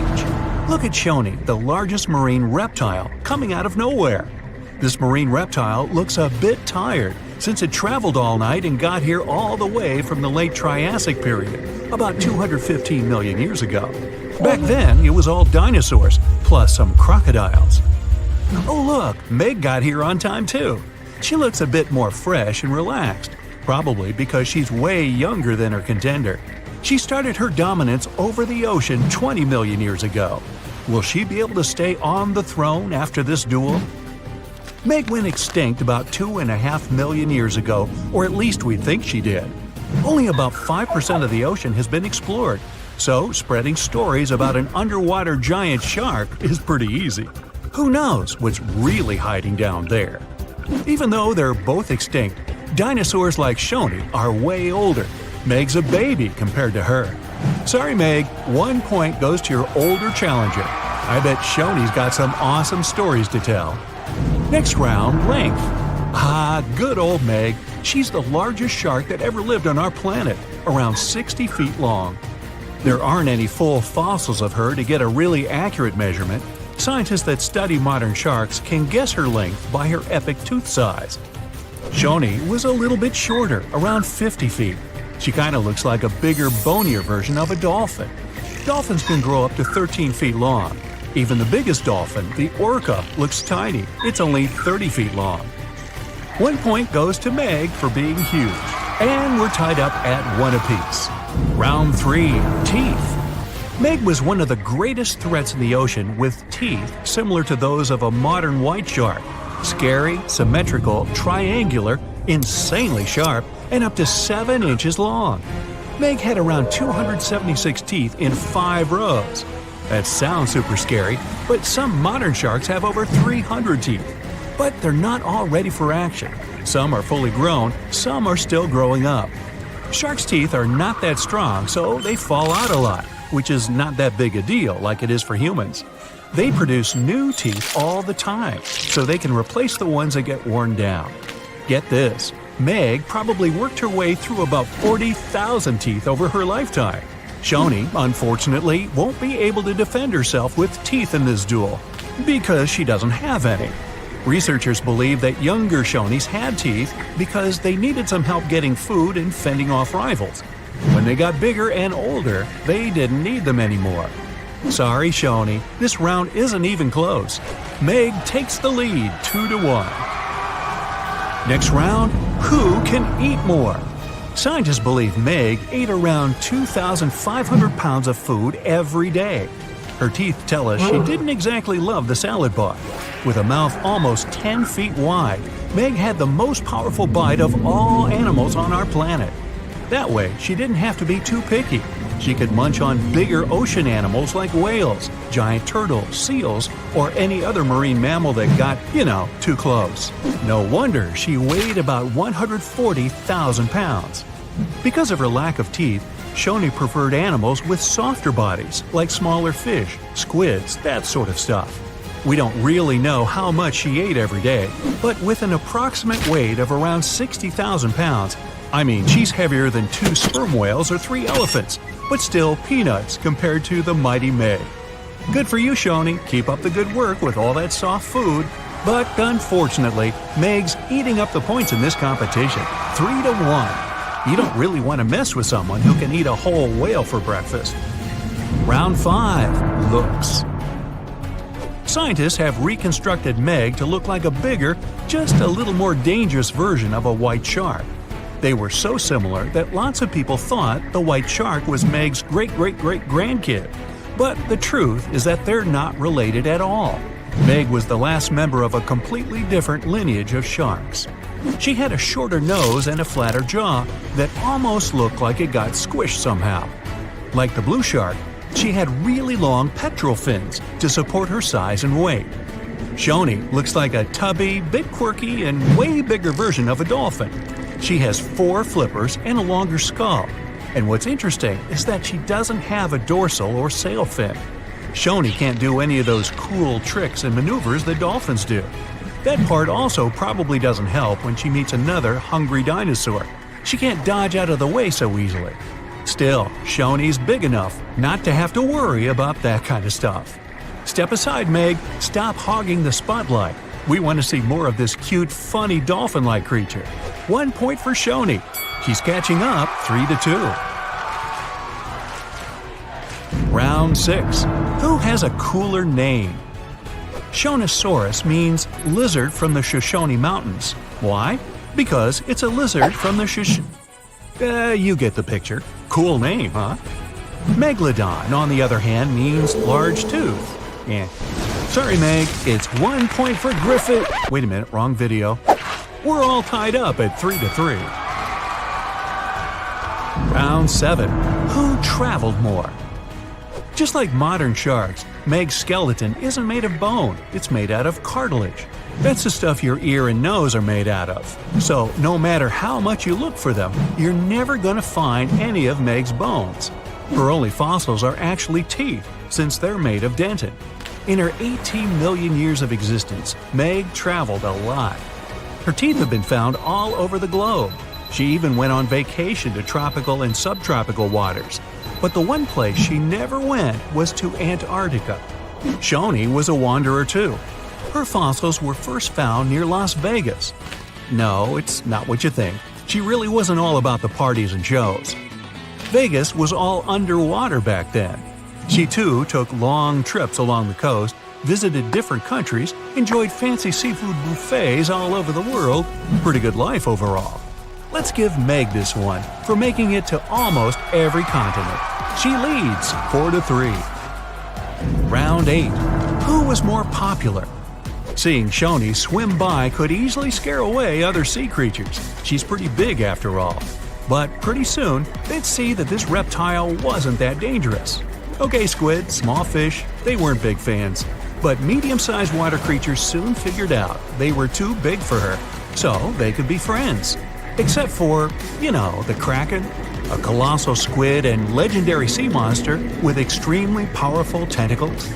The story goes that the Kraken had something to do with the disappearance of some members of Shoni's family. So let's just say they're not exactly BFFs.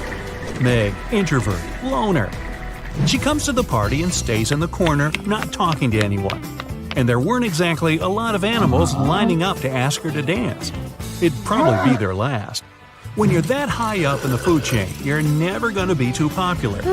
Shoni makes a comeback with the popularity round, and it's all tied up at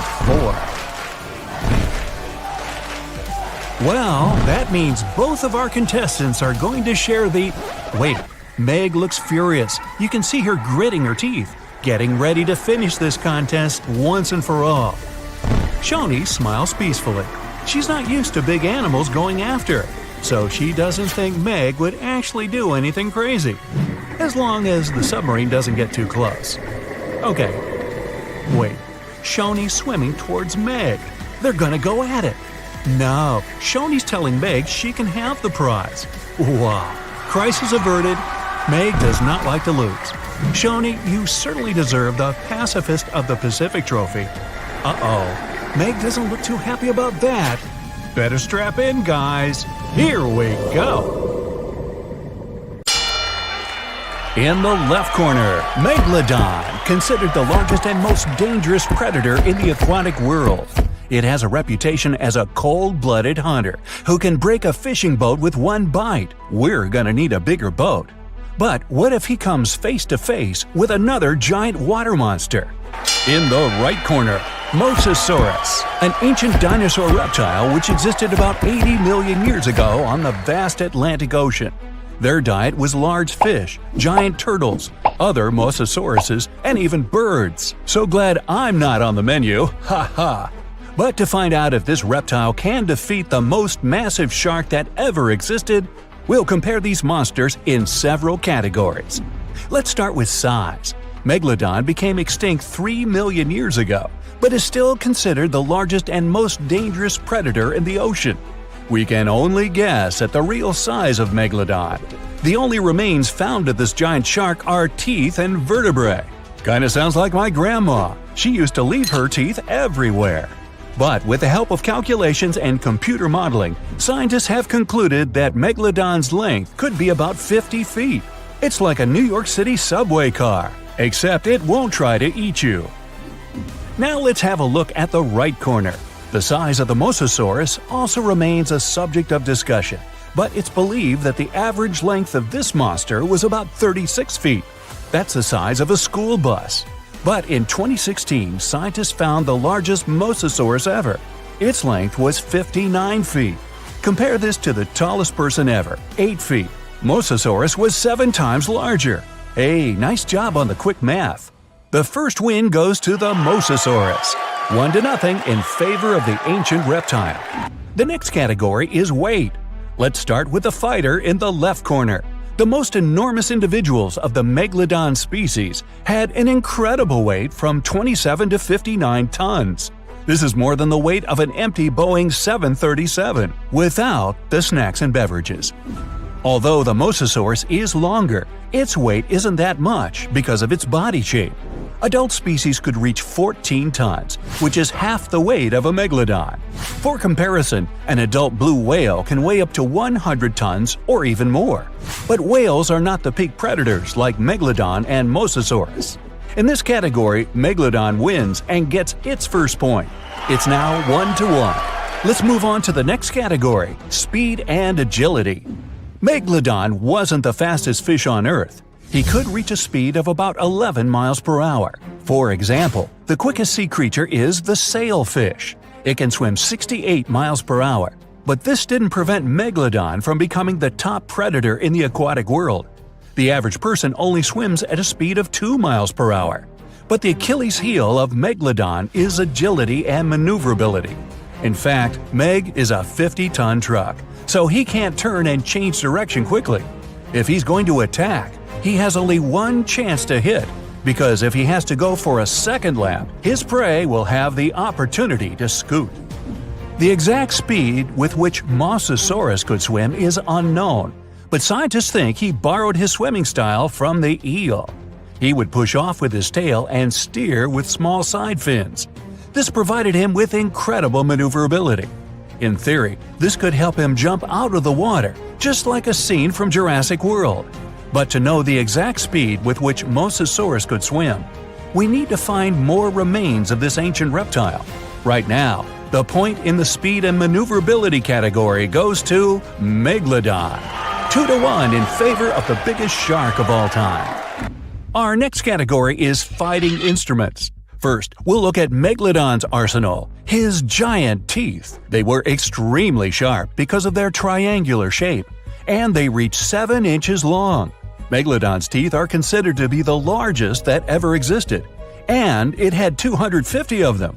They were placed in 5 rows and could easily penetrate the thick skin of whales and other ancient creatures. In addition, the jaw itself was incredible. It was 6.5 feet wide. The average person could easily fit in there standing at full height. Boy, wouldn't that fall into the stupid selfie category. The muscle strength combined with the giant maw gave Megalodon one of the strongest bites on our planet. The primary tool of the Mosasaurus is the jaw. Its jaw held 40 to 50 sharp and massive teeth. They were conical in shape to penetrate even the thickest skin, like a knife through butter. And the jaw itself was similar to a snake's. So Mosasaurus was able to swallow colossal prey without even chewing. In some of the discovered remains of Mosasaurus, perfectly preserved remains of fish were found, and they were 3 feet long. The Mosasaurus head was a little over 2 feet long, and although this jaw wouldn't be enough to swallow Megalodon as a whole, it could bite off a pretty big piece of him or even just rip off its tail.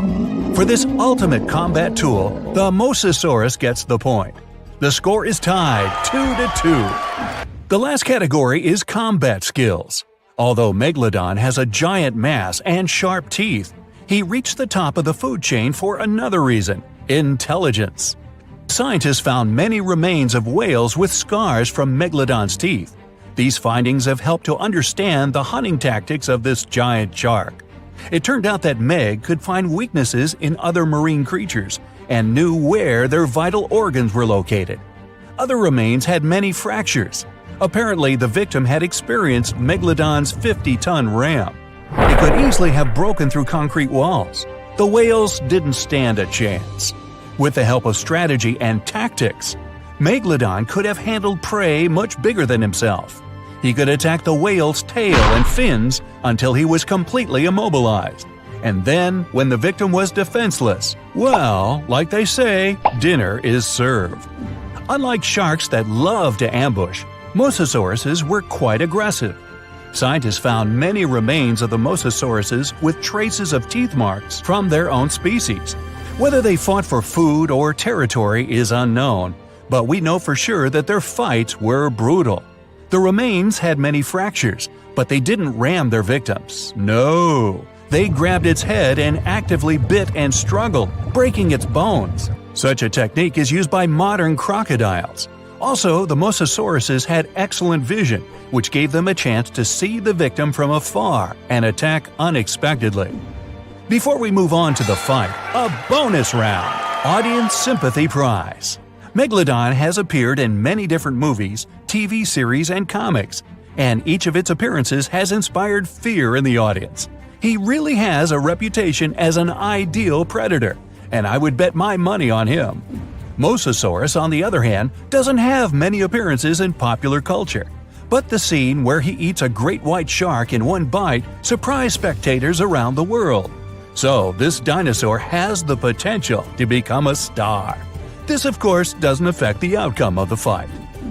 Oh, there's the gong. Now we'll find out who will win this fight. Opponents meet in the waters off the coast of North America. Mosasaurus noticed Megalodon from far away and attacked first. However, his teeth are not big enough, and he barely hurts the Meg. Now, the giant shark is attacking the reptile. Mosasaurus is very agile, and he easily dodges the slow blows of the Megalodon. They break apart. It's time to change tactics, and Megalodon decides to go for a trick. Mosasaurus is a reptile, though a huge one. This means it breathes air and swims underwater only by holding its breath. Meg begins to descend deeper, luring Mosasaurus into a trap. In deep water, the ancient reptile feels uncomfortable and begins to make mistakes. Megalodon attacks fins and tail, depriving the enemy of mobility. Once the Mosasaurus loses its tail, the battle ends. Oops. Megalodon has again proved that he is the king of the seas, and he deservedly stands at the top of the food chain. The deeper you go, the creepier they get. You're about to travel to the darkest ocean depths and check whether this claim is true. Are the creatures living there as scary as people think? You go 120 feet down underwater. Pay close attention to the bottom under your flippers. Oh my, what's that terrifying face half hidden in the sand?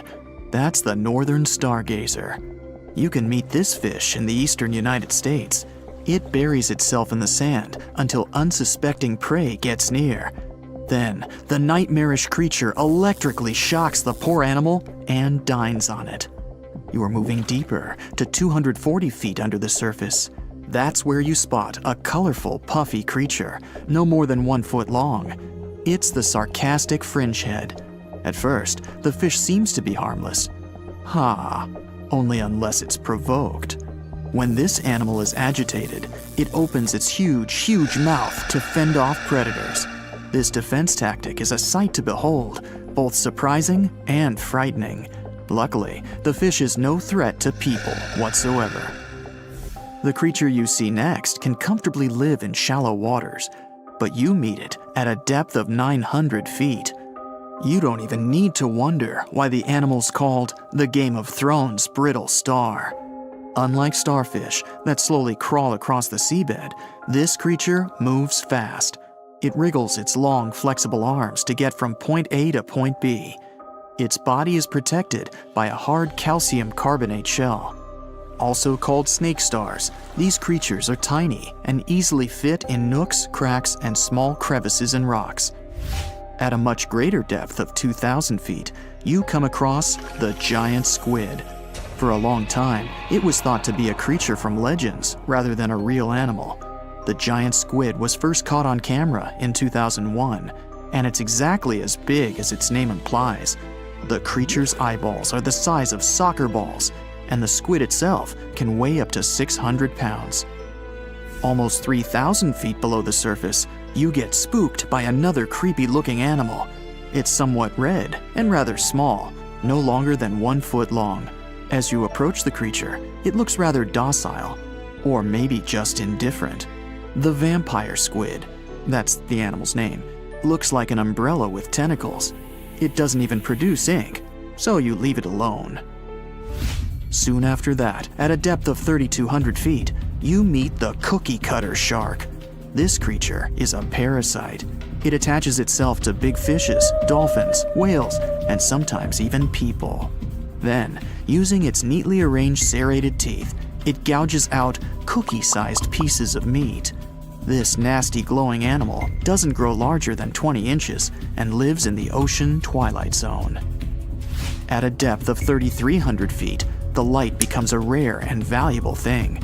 The animals living that far away from the surface have to evolve unusual features to survive. That's how the barrel-eye fish ended up with a transparent head and two super-sensitive barrel-shaped eyes. Right now, pretty much like always, they're pointed upward, allowing the fish to see potential prey and you. Almost 4,000 feet below the surface, you see something droopy and saggy. The blobfish doesn't have a skeleton or any muscle. Its jelly-like flesh lets the creature survive incredible water pressure.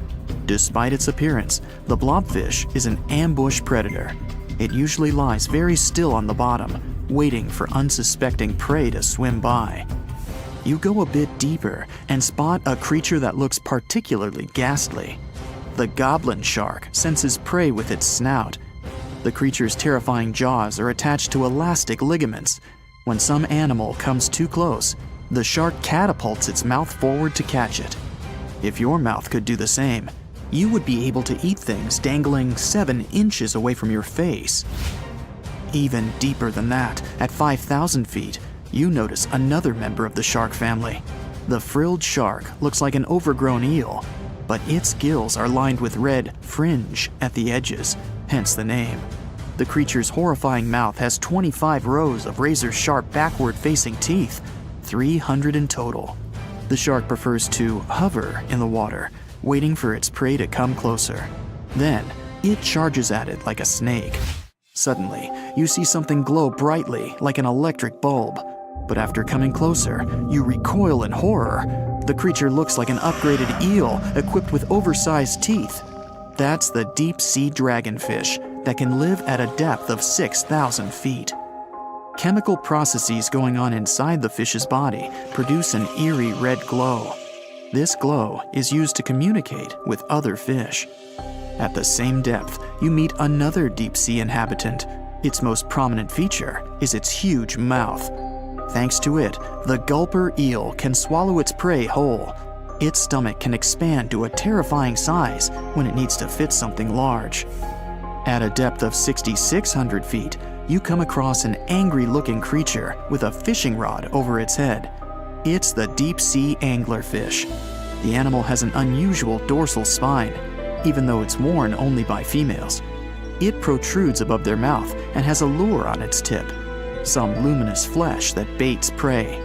The anglerfish has such a big mouth and its body is so pliable that it can swallow animals twice its own size.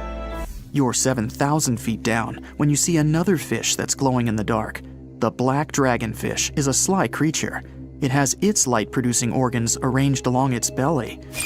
The spooky creature also has gleaming flashlights next to its eyes. They help the animal find prey and attract potential mates. At the same depth, you also spot an enormous pillbug. But unlike the critter you can find in your garden, this one is at least 20 inches long. That's the giant isopod, and it is, indeed, related to the roly-poly, as well as crabs and shrimps. These creatures may look somewhat scary, but they're harmless. They feast on other deep-sea animals only after those have passed away. At a depth of 13,000 feet, you notice the ocean floor has become a bit fluffy. That's because it's covered with zombie worms. These creatures rarely grow to be more than 2 inches long, and still, they can break down fairly large animals, so strong the acid they produce is. The worms' feathery appearance makes them look like plants. But the truth is, these creatures munch on rock-hard bones of the world's largest animals, such as whales. The grid-eye fish almost scares you out of your mind soon after that. This creature has a pair of large greenish oval plates on the top of its head and no eyes whatsoever. Experts believe that these bony membranes detect light coming from predators, saving the fish's life. You're now 3 miles down below the surface, and that's where you spot something bizarre on the bottom. It's definitely a fish, but it's standing on the ocean floor on 3 long, rigid legs. Ah, it's the tripod fish. Curious rather than scary. This creature has adapted to the almost complete darkness by giving up on its vision. It has to rely on vibration and touch to sense prey. And then, the fish uses its fins as hands to transport food directly into its mouth. You don't have time to go any deeper before you spot the faceless fish. This slightly off-putting creature has no eyes, and its mouth, smiling a Mona Lisa smile, is underneath its body. For the first time, the faceless cusk, which is the creature's official name, was seen more than a century ago. The next time it happened was only in 2017. Once you've reached a depth of 6 miles below the surface, you see deep-sea cucumbers. These bizarre creatures are much bigger than their shallow water relatives. They spend most of their time on the sea floor. But if they need to escape predators, they are able to swim away. Deep-sea cucumbers have bright purplish coloring, tiny feet, and tentacles that surround their mouths. Cute. The question is, why do these deep-sea creatures look so scary? Life is very different there, at the bottom. Tremendous water pressure, a lack of food, and constant darkness. You have to adapt to survive in such extreme conditions. The sky is burning. The world's oceans are foaming. Thunder and lightning are shaking the air. 2 of the most terrible and powerful monsters collide in a duel. A harbinger of the end of the world. Just the sight of this monster can drive anyone mad. Great and atrocious Cthulhu. And the biggest squid on the planet is fighting against it. A beast that knows no fear, because it's fear itself. The cause of 1,000 shipwrecks, the mighty and hideous Kraken. Let the most epic fight in the history of the universe begin. You're on a fishing boat, sailing in a calm ocean. The water is crystal clear, and there's no wind. The sea merges with the horizon. The land isn't visible, and you feel free. You look over the side of the boat and notice something strange in the water. You're floating in the center of a huge black spot, surrounded by a wide field of green. What's that?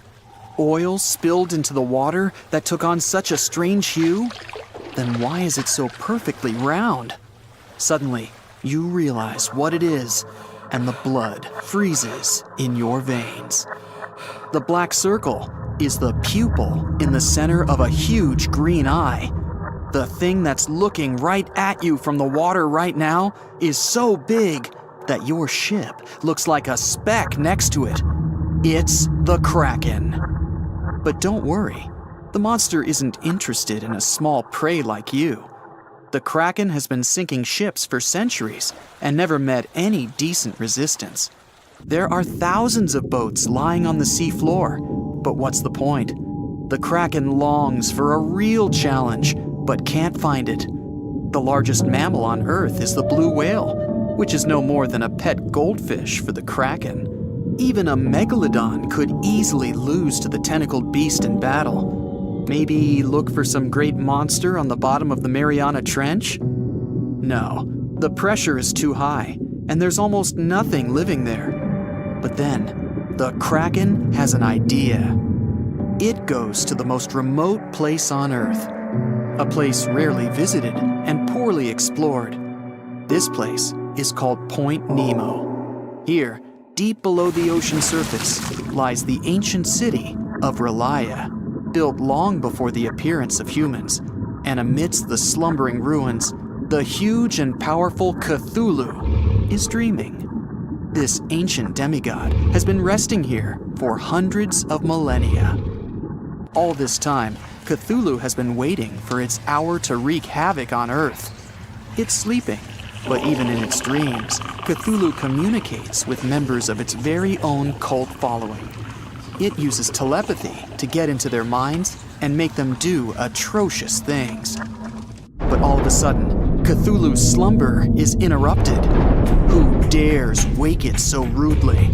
Cthulhu opens its angry red eyes, overgrown with seaweed, and sees a huge squid in front of it. The Kraken has finally found a worthy opponent. Immediately, it pounces on Cthulhu and wraps its tentacles around the monster's head. The fight begins. Cthulhu heavily pushes off from the seafloor and rushes to the surface, dragging the Kraken with it. Two giant monsters, larger than the tallest skyscrapers, emerge from the water. The sea is raging, and clouds are gathering over the battlefield. Enraged, Cthulhu strikes at the Kraken, but it doesn't seem to feel anything. Lightning flashes in the black and churning clouds. Cthulhu tries to tear the Kraken off itself, but the squid's tentacles firmly grasp the green monster. Meanwhile, you're on your way to Point Nemo to watch the battle unfold. You need to sail from the coast of Chile, and strange things are happening there right now. Hundreds of sailors are climbing on board dozens of ships. There are ordinary fishing vessels, as well as heavily armed and loaded Navy ships. And when you ask anyone where all these people are going, they all give you a dark look and answer, into eternity. The Kraken is taking the upper hand, and Cthulhu calls its followers to help. It hopes the ships will be able to help defeat the enemy, but it'll be 2 days before the first of them arrive from land. Cthulhu finally tears off the Kraken and throws it into the water. The squid attacks again, but Cthulhu grabs it by the tentacles and lifts it above its head. Lightning strikes the Kraken, but it's no more than a spark to the giant monster. At the same time, the entranced sailors stand on decks and look in the direction of the battlefield. At night, they fall asleep and see the same dream about the ancient city of Relia. In the center of it, there's a twisted chapel, and inside, Cthulhu sits on its throne, calling its followers. Day and night and day, the monsters have been fighting each other with their last strength. And at last, tiny dots gather around them. The ships have arrived. They're ready to attack the Kraken, and Cthulhu gives them a mental order. But the Kraken has its own ace up its sleeve. It hadn't been sinking ships just for fun. Very often, it saved thousands of marine creatures caught in fishing nets. And now, they and their offspring from all over the ocean come to help the Kraken. Huge octopuses, blue whales, great white sharks, electric eels. They're all attacking enemy ships. Whales are ramming the submarines, and eels are turning vehicle engines off with their electric discharges. Suddenly, the Kraken dives under the water. Did it give up? Got scared? Not likely. Cthulhu looks out into the ocean and waits for the squid to attack. The Kraken swims beneath the fighting people and fish. It starts twisting its tentacles, creating a huge whirlpool. The ships are doomed now, and Cthulhu can only rely on itself.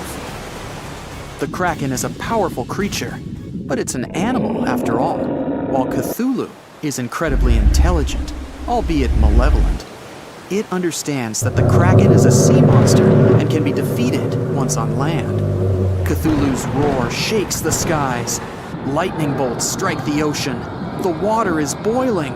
The ancient city of Relia is rising from the bottom of the sea. The Kraken can't escape here. It needs water.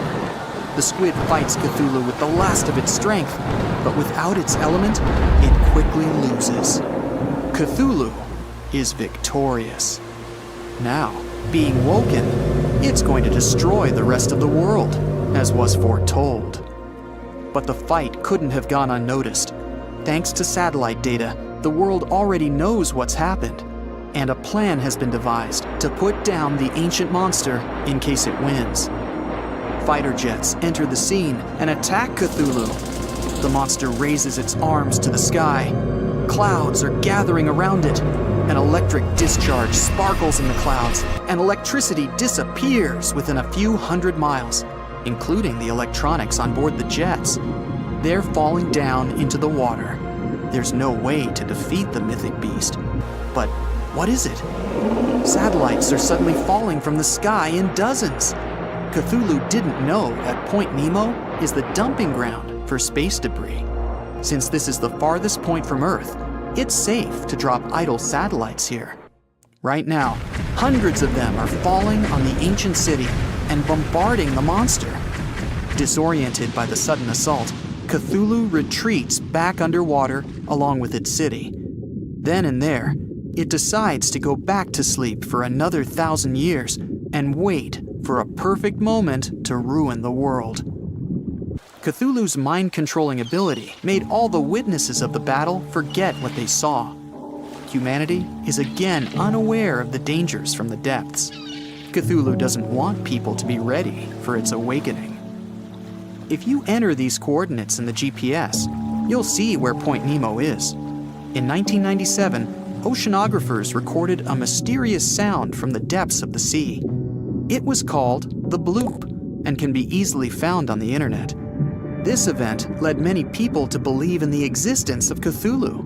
But the panic didn't last long. It turned out that the bloop was the sound of a glacier splitting. Or maybe it's Cthulhu that made people think that way. Who knows? You know how they say it's better to just hand over your wallet if you run into a mugger? Instead of surrendering their wallets, sea cucumbers choose to spit out some of their insides to fend off predators like crabs and fish.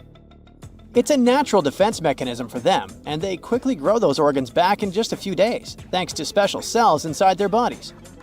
It's not the only weird thing sea cucumbers do. They can actually breathe through their rear end. They have this thing called a respiratory tree that connects to their backside and sits right next to their intestines. So when they suck in water from their behind, it goes into that respiratory tree, letting them absorb oxygen directly into their fluids. Plus, sea cucumbers are the janitors of the ocean. They munch on whatever gets stuck in the sand on the ocean floor. Once they've eaten, they manage to clean out the sand, leaving it nice and tidy after they do their business. As for the clean sand, the stunning white sand beaches in Hawaii are actually a product of parrotfish number 2. These fish munch on algae from rocks and dead corals, and while they're chomping away, they also grind up the leftover bits of coral in their bellies. When they're done, they move their bowels, and voila! It all comes out as beautiful sand. Not only do they play a vital role in keeping the coral reef ecosystem healthy, but they can churn out hundreds of pounds of this white sand every year. Marine animals are seriously impressive when it comes to holding their breath. Just look at sperm whales and elephant seals. They can stay underwater for a mind-blowing 2 hours. Then there's a Cuvier's beaked whale, which holds the crazy record at almost 4 hours underwater. When you compare that to the human record of 24 minutes and 37 seconds held by pro diver Budimir Shobat, it seems pretty insignificant. But what's the marine animal's secret that helps them excel humans this much? Unlike us, these sea creatures have a ton of hemoglobin and myoglobin in their blood and muscles, allowing them to store way more oxygen. When their oxygen runs low, myoglobin steps up and releases even more. Plus, they can tolerate higher levels of CO2, so they don't feel the need to breathe as quickly. There's even a study that found their myoglobin molecules have a unique charge that keeps them from sticking together, which boosts oxygen storage. And on top of all that, they can slow down their heart rate and restrict blood flow to hang out underwater even longer. Rumor has it that about 540 million years ago, a meteor loaded with frozen octopus eggs smashed into Earth. Sounds like a delirium, but some scientists are entertaining a very questionable idea that octopuses and their cephalopod buddies, like squids and cuttlefish, might actually have some extraterrestrial origins. The thing is, cephalopods have extraordinary DNA that doesn't look like any other DNA on our planet. They've got around 33,000 protein-coding genes in their genome, which is way more than what we humans have. A recent study suggests that their evolutionary story shows some odd traits that might hint at a connection to space, like they could be from some super far-off past, or even the future. The researchers went as far as to claim that modern octopuses could be the descendants of these frozen creatures that hitched a ride on comets and splashed down in our oceans. And why octopuses? Well, they really stand out in the animal kingdom. They can use different tools to build their own houses, and they can even solve everyday problems independently of their brain. as 2/3 of an octopus's neurons are in its arms. These traits seem to have just appeared out of nowhere during evolution. They even tossed around another quirky theory. What if an extraterrestrial virus crashed into early squid populations and gave them a crazy boost in evolution, turning them into the octopuses we know today? Anyways, these are just fun speculations without any hard proof. Now, this funky object is an animal, not a rock. It's called sand dollar. Just look at the shape of its shell. Once sand dollars are exposed to the sun, their shells lose their soft, spiny covering and become bleached white. Back in the day, beachcombers thought these shells looked a lot like big silver coins, kind of like the old Spanish dollar that was about the same size. But if you prefer, you can call them sand cakes instead. These quirky creatures have tiny spines on their surface, and they glide along the ocean floor. They use small tube feet that line the grooves on their underside to grab bits of food like plankton and algae, which they then send to their mouths. Inside, they have 5 triangular teeth that help them munch on their meals. In some Georgia folklore, sand dollars are said to represent coins lost by mermaids. Sand dollars have a unique talent for cloning themselves. They can do this for a bunch of reasons, like when a predator comes around. Some species of sand dollar larvae can actually split in half as a defense mechanism. It takes about 24 hours for them to clone themselves, and the new larvae end up being about 2/3 smaller than the original, which helps them hide from danger. Wait, is that a giant sea hot dog racing through the ocean? Sorta. Some scientists have joked that sperm whales seriously resemble enormous hot dogs. These massive creatures can take quick naps, standing up for about 10 to 15 minutes. They only sleep about 7% of the time, mostly between 6 p.m. and midnight. Sperm whales also have a cool ability to retract and extend their eyes, thanks to a thick retractor muscle around them, but they can't actually roll their eyes in their sockets. Plus, they have the most asymmetrical skull of any mammal out there. Oh, and let's not forget, they have the largest brain of any living creature, weighing in at over 9 pounds. Unlike us humans, if dolphins went into full-on snooze, they'd stop breathing and could drown. So they figured out a genius solution. They let only one side of their brain sleep at a time. This means one half stays awake to keep them breathing and watching out for any potential threats. When they snooze, they only close one eye. If their right brain is resting, their left eye is shut, and vice versa. This unique sleep style is called unihemispheric sleep, and it lets them recharge without ever fully losing awareness. On top of that, dolphins might be using corals and sponges like their own little pharmacies. Scientists have seen them rubbing their bodies against specific types of coral and sponges, suggesting they might be treating skin issues. They've even spotted dolphins lining up to take turns at these spots, using corals like Gorgonian coral Rumpella aggregata, leather coral, and some sponges. What's really fascinating is that researchers have analyzed these corals and found they contain compounds that could help with dolphin skin conditions, which can sometimes lead to infections and lesions. Now, the big question is figuring out exactly how each type of coral helps dolphins, and if it really boosts their health overall.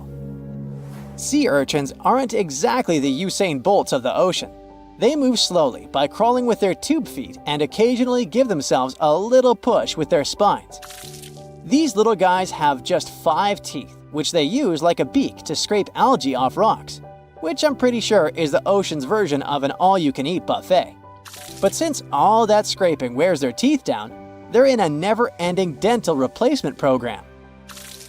Scallops are the underwater equivalent of the world's most confused security cameras, sporting up to 200 tiny eyes on their shells.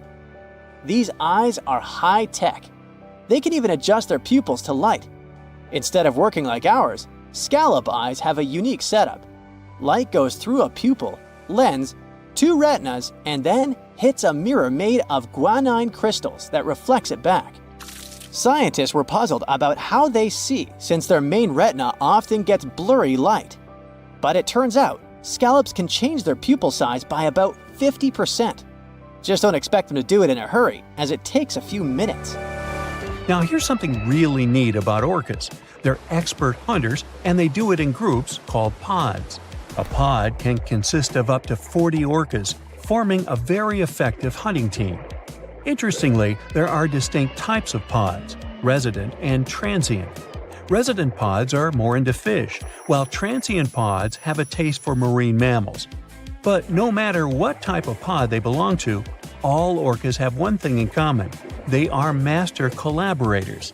They work together using smart hunting techniques that are often compared to the teamwork of wolf packs. Almost 95% of jellyfish's body is made of water. For comparison, the human body is 60% water. It's probably not a surprise since jellyfish don't have a heart, blood, eyes, or brain. The other 5% of their body weight is proteins, muscles, and nerve cells. Jellyfish have been around for more than 500 million years. This makes them older than dinosaurs. These creatures haven't changed much, and today's jellyfish are pretty much like their ancestors. Electric eels have small eyes that are not so effective in environments with no light, so they mostly rely on their electric organs. Those consist of 6,000 cells. Eels use them to stow power, similar to batteries. These creatures use electricity like bats use their radars or dolphins their sonar. An eel can also produce enough electricity to power a panel of light bulbs. There's a small tropical archer fish that can learn to recognize human faces. This fish has an interesting ability to spit small jets of water from its mouth. Researchers showed the fish the image of two different faces placed side by side. One was unknown and the other was familiar. The fish was supposed to spit water at the familiar one. The creature took the right guess more than 80% of the time. There's such a thing as a sea unicorn. That's an animal called the narwhal. Its horn is actually a tooth that can grow up to 10 feet long. Manatees, also known as sea cows, are distant relatives of elephants. Their weight can go up to 1,000 pounds. These creatures are vegetarian and need to eat around 10% of their total weight on a daily basis. That's lots of sea salad. In some cases, manatees share space with alligators, but they get along pretty well. You can even find a photo from Florida where an alligator rides a manatee's back. Frogfish have special fins that help these creatures walk along the sand. They're very useful in shallow waters. A ghost pipefish is hard to see, but once you spot it, you're bound to get really surprised. Its head makes up over 40% of its body. Crabs don't feel like wasting time on such formalities as putting foods in their mouth. That's why they taste it with their feet, which is where their taste buds are. Marine iguanas are the only lizards on our planet that like spending time in the ocean, even though they mainly live on land. They're herbivores that feed in shallow waters and swim like snakes. Iguanas use their long claws to hold onto the bottom when they need to graze. Green turtles can cross over 1,400 miles when migrating. They try to find the perfect spot to lay their eggs. Penguins sort of fly when they're underwater, reaching a speed of 25 miles per hour. More than 5 million years ago, I've heard, I wasn't around then, deep-sea worms and humans had a common ancestor. So we still share 70% of our genes with these creatures, and with sea stars, squid, and octopuses. Now, octopuses are in fact incredibly old. The oldest known fossil belongs to an animal that lived almost 300 million years ago. FYI, this is before our dinosaur buddies roamed the Earth. Wait, there's more! Octopus arms have a mind of their own. That's because 2/3 of their neurons lie in their arms, not in their heads. This means that their arms can problem solve how to open a shellfish, while their owner is worried about other stuff entirely. Talk about ninja-level multitasking. Oh, and like other animals, such as chimpanzees and dolphins, octopuses have proven to be good at maneuvering tools, like picking up old shells and using them as a temporary home. Now, of course, the most intelligent animals on our planet are humans, according to humans. But we don't seem to give pigs enough credit. Pigs are so smart they can play video games. No, not Minecraft. But in a recent academic study, scientists had 4 pigs play a joystick game. They had to manipulate the stick so that the moving ball would hit the wall and then they would get a treat. All 4 pigs did great in the test, which was surprising even to the scientists. Now, pigeons also aced an impressive test. They were trained to differentiate a Picasso painting from a Monet one, which they had no trouble learning. Then they were able to apply this knowledge, identifying works of art they had not previously seen, meaning they really understood the difference between each painter. Poor things are always seen as a nuisance. Now, if we placed kangaroos in an animal's most amazing ability contest, they'd win. It's mainly because they break the 4-legged rule. A special species of kangaroo, the red kangaroo, uses its tail to help propel it forward. Now, visually, it has 4 limbs, but in practice, it uses 5.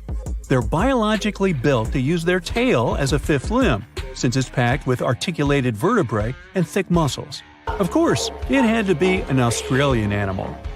Deep within the Sahara Desert, you'll find a little creature known as the fennec fox. This huge-eared animal adapted perfectly to survive in its hostile environment. The huge ears help them to dissipate the unbearable heat of the desert, as well as help them to hunt for underground prey. Now meet this guy. Unlike what its name might suggest, the red panda is closer to a raccoon than it is to a giant panda. You'll find a lot of these cat-sized creatures in the Himalayan region, hopping from tree to tree and bundled together trying to keep warm in the harsh weather.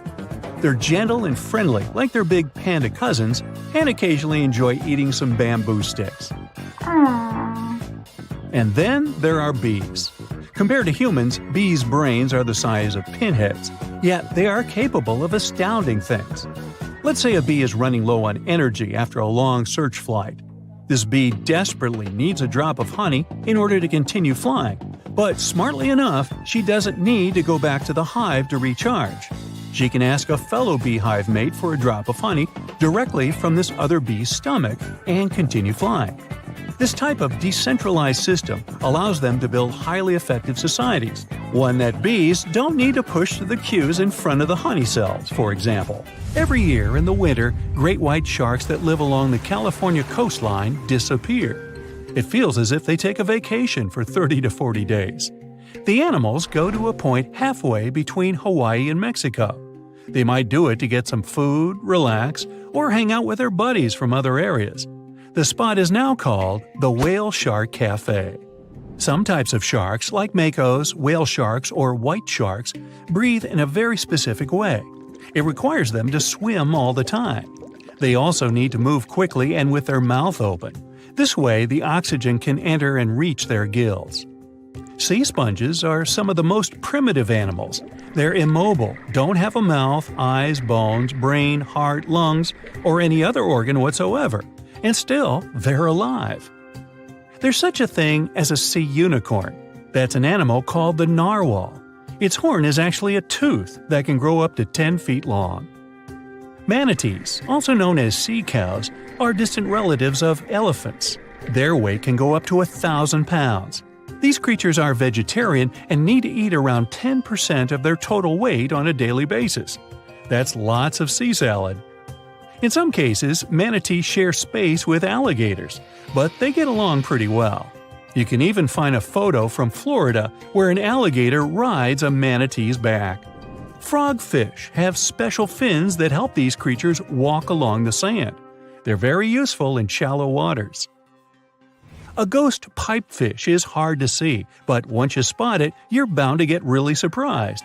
Its head makes up over 40% of its body.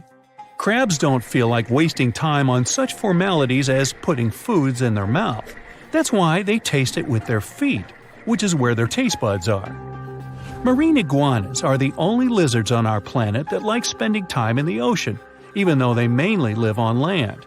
They're herbivores that feed in shallow waters and swim like snakes. There's something known as the orange cat behavior, and apparently it's not just a meme. So far, scientists have been able to understand that coat color is connected to a feline's gender. And since orange is an X chromosome, orange cats are usually males, like Garfield. The so-called orange cat behavior describes ginger cats as agents of chaos. Again, pretty much like Garfield. However, there haven't been any conclusive studies on whether coat color and cat behavior are truly linked. In terms of vision, mantis shrimps probably have the most psychedelic vision out of all animals. These funny-looking creatures have a whopping 16 varieties of photoreceptors, with 5 of them reserved for the ultraviolet or UV spectrum. Ultraviolet rays are really short wavelengths, which are invisible to humans. The thing science still doesn't understand is how exactly these mantis shrimp view the world around them. Sure, they can perceive a bunch of colors, but they can't necessarily distinguish all of these colors among themselves. It can be that they just see a lot of really vivid, really blurry colors, but we haven't figured out a way to check that out. Now, to say sloths are cute is an understatement. They may be one of the friendliest animals in the jungle, but there's more. If you look closely at their fur coat, you'll notice hints of green. These greeneries are actually tiny little algae that grow alongside sloths. They help sloths to camouflage better in the jungle, but they also nurture them. The little cracks inside a sloth's fur create the perfect environment for algae reproduction, and scientists have found species of algae that don't exist anywhere else in the world. They do get by with a little help from their friends. Deep within the Sahara Desert, you'll find a little creature known as the fennec fox. This huge-eared animal adapted perfectly to survive in its hostile environment. The huge ears help them to dissipate the unbearable heat of the desert, as well as help them to hunt for underground prey. Hey, don't freak out. Those red waters you see aren't blood oceans. It's just a natural occurrence called the red tide. Red tides often happen in Florida, especially in the West Florida shelf, and they can stick around for weeks or even months. They're basically caused by an increase in algae levels, hence the color. Those algae produce toxins that can be harmful to marine life. They can also be bad news for us humans, causing symptoms like upset stomach and urgent bathroom trips, if you're picking up what I'm putting down. Volcanoes are super scary, but there's nothing scarier than getting taken out by a pyroclastic flow. These fiery flows move crazy fast and reach insane temperatures, like hotter than your oven on a pizza night. They're like a fireworks show of volcanic eruptions filled with ash, lava, and hot gas, speeding down mountains at 50 miles per hour. Some researchers claim they might even hit speeds of 450 miles per hour, almost as fast as a passenger jet. If you're unlucky enough to be in the path of a flow, you're in big trouble. The heat alone can turn you into a human barbecue, even if you try to hide in a building. The air around the flow can reach temperatures high enough to fry your insides, burn your clothes off, and leave metal melted into your skin, which almost sounds like a Marvel origin story. However, a lot of people have met their end because of these flows. But there's one crazy story about a guy named Luger Silbaris, still sounding like an origin story. So on the 7th of May, 1902, there was a major eruption on the island of Martinique. The night before, Silbaris had gotten into trouble and ended up in jail. Maybe this is a villain origin story. He'd been locked in a sturdy cell facing away from the volcano. The next morning, Mount Pella unexpectedly erupted, destroying St. Pierre within minutes. The flows wiped out around 30,000 people, but Silbaris survived in his cell and became known as the guy who lived through doomsday. The rescue team found him 4 days later. By the way, the cell still stands today. I hope somebody tested him for superpowers. Back on August 21st, 1986, a guy stumbled upon some animals showing no signs of life on his way to Nios village in Cameroon. To his shock, he later found out that everyone in the village had mysteriously passed away. The same thing happened at Lake Manaun in 1984. Turns out, those tragic incidents were caused by something called limnic eruptions, which are pretty rare disasters where carbon dioxide suddenly bursts out of lake waters, creating a hazardous gas cloud. These type of eruptions usually happen in lakes with high levels of CO2, which can be caused by things like volcanic gases and high pressure. Any little change in temperature or pressure can set off an eruption. So, experts have started looking into ways to safely release CO2 from lakes like Manaun and Nios, in order to lower the risk of more disasters in the future. In March 2024, a video captured a terrifying moment of a woman disappearing into a sinkhole while browsing through a Chinese department store. Guess she got more than she bargained for. Ha ha ha. Moving on. The scene unfolded as the floor beneath her gave way, sending her plummeting into the abyss. In the midst of the chaos, another customer frantically ran away before returning to check on the woman who had fallen. Their quick thinking and the swift response of emergency crews and firefighters saved the day, resulting in only minor injuries for both women. I'm glad that lady checked on her because I would be gone. An anvil cloud is basically a big cloud made of ice particles that forms at the top of really tall thunderstorms, or those huge cumulonimbus clouds. The flat top shape is caused by the air rising in the storm and spreading out when it hits the stratosphere. That's why it's called an anvil. It looks like the tool metal workers use. Duh. The air from the anvil cloud is cooler than the stratosphere air, which keeps it from going any higher. You can spot anvil clouds from really far away, sometimes over 100 miles. Often you might see streaks of snow coming from the edge of the cloud known as virga. The snow disappears before hitting the ground because of the dry air.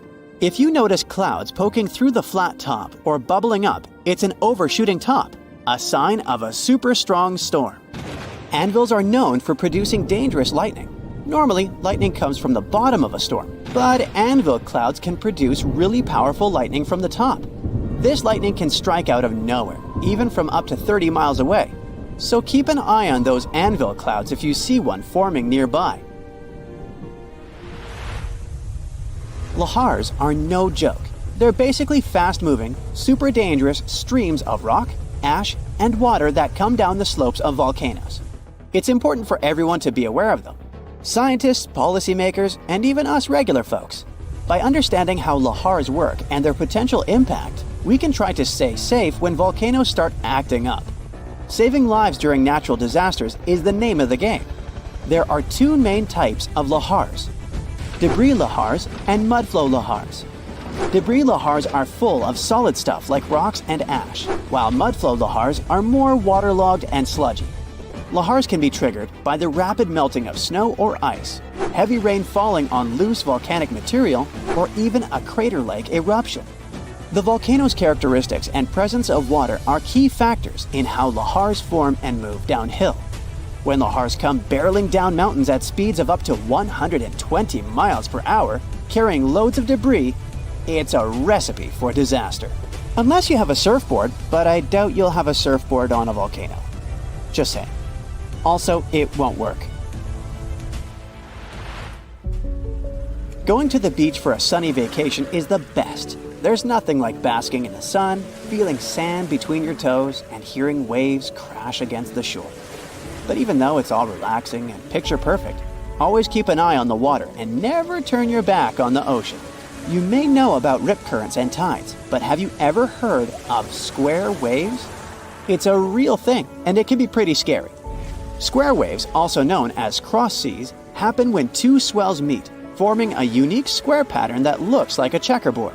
They can be found along coastal areas, and while they are rare, they can create waves up to 10 feet high and make it tough for boats and swimmers to maneuver. If you find yourself in the water with square waves, you might feel like you're fighting against two different currents. The best thing to do is to not go too far out to begin with, and get out of the water as soon as the waves become too strong. Square waves are more dangerous for boats and ships, so it's best to stick to the shallow waters and stay safe. Whirlpools and maelstroms are powerful natural forces that have scared sailors for years. They happen when certain weather and current conditions come together just right.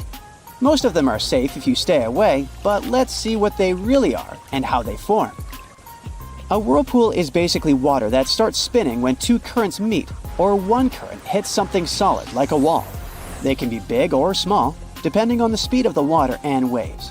Most aren't dangerous, but there are also maelstroms, which are large, forceful, and violent whirlpools, caused by ocean tides and narrow straits. Tidal currents in places like Norway's Saltstraumen and Moxstraumen can create massive whirlpools. Scotland's Corryvreckan whirlpool is one of the world's largest. Other examples of whirlpools can be found in Japan, Canada, and New Zealand. Are they portals? They're definitely not portals. Researchers have recently looked into ancient underwater volcanic eruptions and how they affected Earth's climate.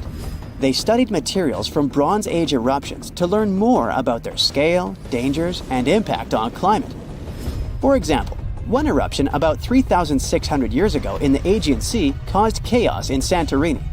The study focused on this event to understand its importance. By analyzing volcanic deposits, the researchers gained insights into how future eruptions could affect climate. They discovered that sediment waves from shallow underwater eruptions could lead to tsunamis and impact the ocean floor. These findings help us understand how underwater volcanic eruptions relate to the marine environment, which can help us predict climate changes in the future. The concept of oil on troubled waters may seem like a strange expression, but its meaning of calming a tense situation is well understood. The origins of this phrase, though, have a much more literal explanation. It's true that even the roughest waves can be subdued by simple oil. Just like you dress your salad with oil to make it nicer, you can dress the sea to make it calmer. At the end of the 19th century, captains from various ships shared their experiences of using oil to calm rough waves in letters to the New York Times. One of those captains, Olsen of the Norwegian bark Wilhelmine, detailed what he did to save his crew and ship during violent storms. Despite the challenges they faced, the oil trick proved to be a game changer, drawing up the weather side of the deck and helping them navigate through heavy gales. His words hinted at a secret power hidden within these simple bags made of sailcloth filled with irregular animal oil. He used it several times, and each time, the technique worked like a charm. One time, his crew encountered heavy gales on their voyage to Belfast. They were causing quite a stir, but they managed to stay ahead of the game by deploying these bags made of sailcloth filled with animal oil. As soon as they released the bag from the cathead, the weather side of the deck dried up in no time, even as the seas continued to wash over it. It was pretty neat to see it working its magic without even needing to check if the bag was empty, as it was a real lifesaver. Their vessel was still a little shaky and taking on water on the lee side, but this little trick really helped them out. Captain Jenkins from the British steamer Francisco used a similar method to calm the seas during their voyage from Hull, England to Boston. They ran into some strong westerly gales, causing really big waves. They didn't want to head any further north, so they decided to stop the engines and chill for a bit. They stuffed some oakum into the pipes of the closets and filled them with oil, and it worked like magic. The sea calmed down along the side of the ship, the big waves disappeared, and they stayed nice and dry. In total, 12 masters shared their success stories of using oil against rough waves, with only one reporting that it didn't work as expected. The use of storm oil, as sailors called it, was a tried and true method of preserving crew, cargo, and livestock from the harsh sea conditions. The toughest thing some of them experienced was just a little spray. Their methods were a tad different, but all of them used oil. But what made this storm oil so effective? First off, let's clarify something. Storm oil is not your average supermarket olive oil. To be truly effective, storm oil must be made of that thick, next to water insoluble consistency. Technically, it acts like a surfactant. This practice is very old and has been used for many centuries. Since ancient times, people have poured oil to calm ocean waves. It was poured onto the ocean surface to reduce wave intensity, making it easier for sea rescuers and navigation. This spilled oil accumulates on the surface and creates a concentration gradient that leads to extra dissipation and damping as waves move. In the past, steamships and lifeboats from various countries were required to carry storm oil as this practice continued until the late 20th century. It was included in the United States Maritime Service Training Manual as essential equipment for lifeboats, and British vessels were mandated to have it until 1998. Often, vegetable oil or fish oil was used as a cost-effective option. While those options were commonly used as storm oil substitutes, the thick consistency was the key to the oil's effectiveness. Storm oil has a dampening effect on water, absorbing some energy from the waves. It quickly forms a thin layer over a large area of the water surface, preventing wind from creating waves easily. The use of oil to calm ocean waves dates back to ancient times, with Aristotle and Pliny the Elder discussing its effects. Benjamin Franklin famously studied the calming properties of oil on waves during his trips to England in the 18th century. Communication between Franklin, William Brownrigg, and Sir John Pringle led to further exploration of this phenomenon. Agnes Pockels also made significant contributions to the study of storm oils through her experiments in Germany. She suggested that the calming effect of oil on water involved more than just reducing surface tension. Oil is definitely a game changer when it comes to calming rough seas. But it's not just any oil that does the trick. You gotta use the right kind of oil and apply it the right way. Forget engine oil and other petroleum products, they won't do much. Fish oils are where it's at, especially the thick ones. The problem is, modern ships and boats don't really carry fish oils, so folks end up using engine oils and bunker oils instead. Not surprising that they don't see the calming effects they were hoping for. Back in the day, the Coast Guard used to carry a little tank of oil for rescue missions in choppy waters, but they stopped that practice ages ago. You can't just pour the oil on the water. You gotta let it leak out gradually, drop by drop. The best way is to hang a bag of cod liver oil or something like that over the side of the boat. The oil seeps out through the bag onto the water surface and smooths out the waves. Not only does the oil calm things down, but it also stops the wind from messing with the surface. Just a bit of the right oil, like a gallon or so, can flatten out a huge area around the boat. Believe it or not, tossing oil into the sea used to be allowed. Steamships and lifeboats were actually required to have equipment to slowly release oil during storms. The lifeboats on the Titanic fell under British law from 1894, which said they had to carry oil for bad weather. Now for the science part, as oil decreases water's surface tension, preventing those pesky waves from breaking. It's like adding an invisible layer over the water that makes it super smooth. So, when you pour some oil into water, the molecules don't clump up as they spread out to form a super thin layer. These oil molecules kind of do a somersault, standing on their heads and aligning with the water molecules like magnets. This creates a film on the water surface that is just one molecule thick. You can actually figure out the size of a single oil molecule by trying this out. For instance, one tester used a spoon that was under half an inch high, and the oil spot it spread out on the water was massive. If you do the math, you'll see that one molecule is incredibly tiny.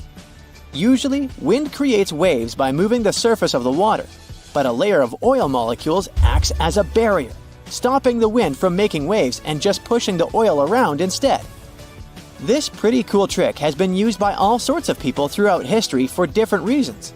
I've already mentioned that Benjamin Franklin studied this phenomenon a lot, but he also liked to prank people by using this science. He would claim he could calm a choppy lake with just the touch of his cane. Turns out, he had a little vial of oil in the bottom of his cane that he could tap out onto the water surface. It made him look like some sort of magician or water-bending master. By the way, the science behind this trick is still used today.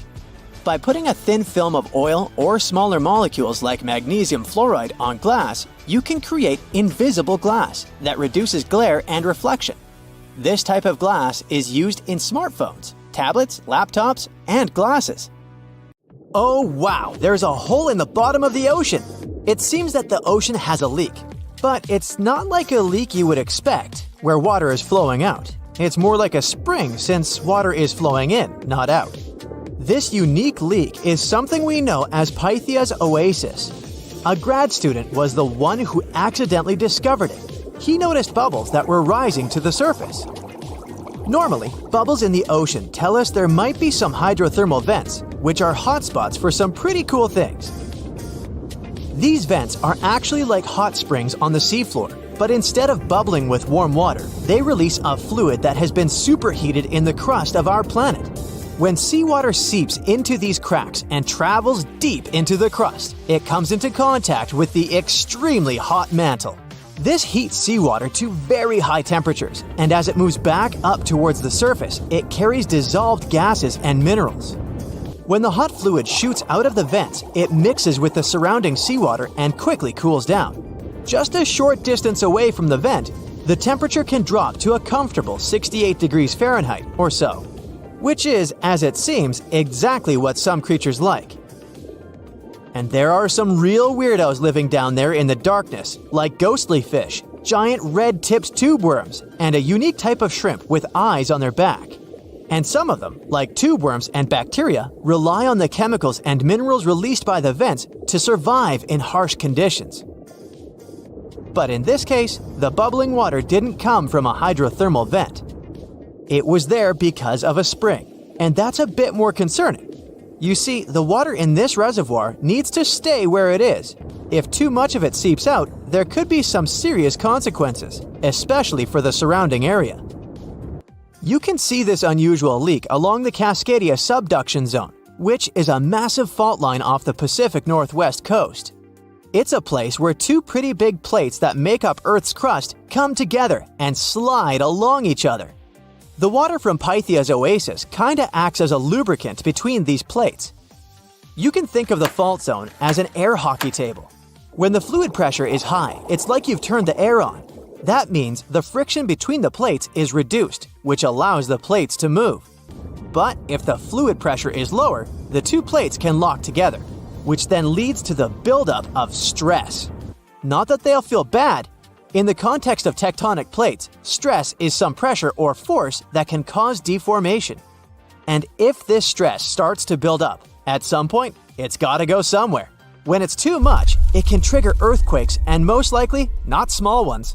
For example, a release of stress in the Cascadia subduction zone could lead to a magnitude 9 earthquake. For comparison, the biggest earthquake we've ever recorded happened in Chile in 1960, and it had a magnitude of 9.5. The damage was enormous. So we hope the water will stay in its reservoir and keep maintaining the delicate balance between the tectonic plates.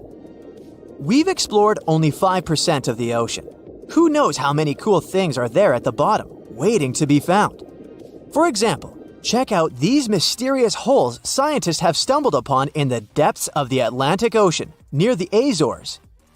They're neatly aligned and are about 4 inches apart, or in some cases, even several feet.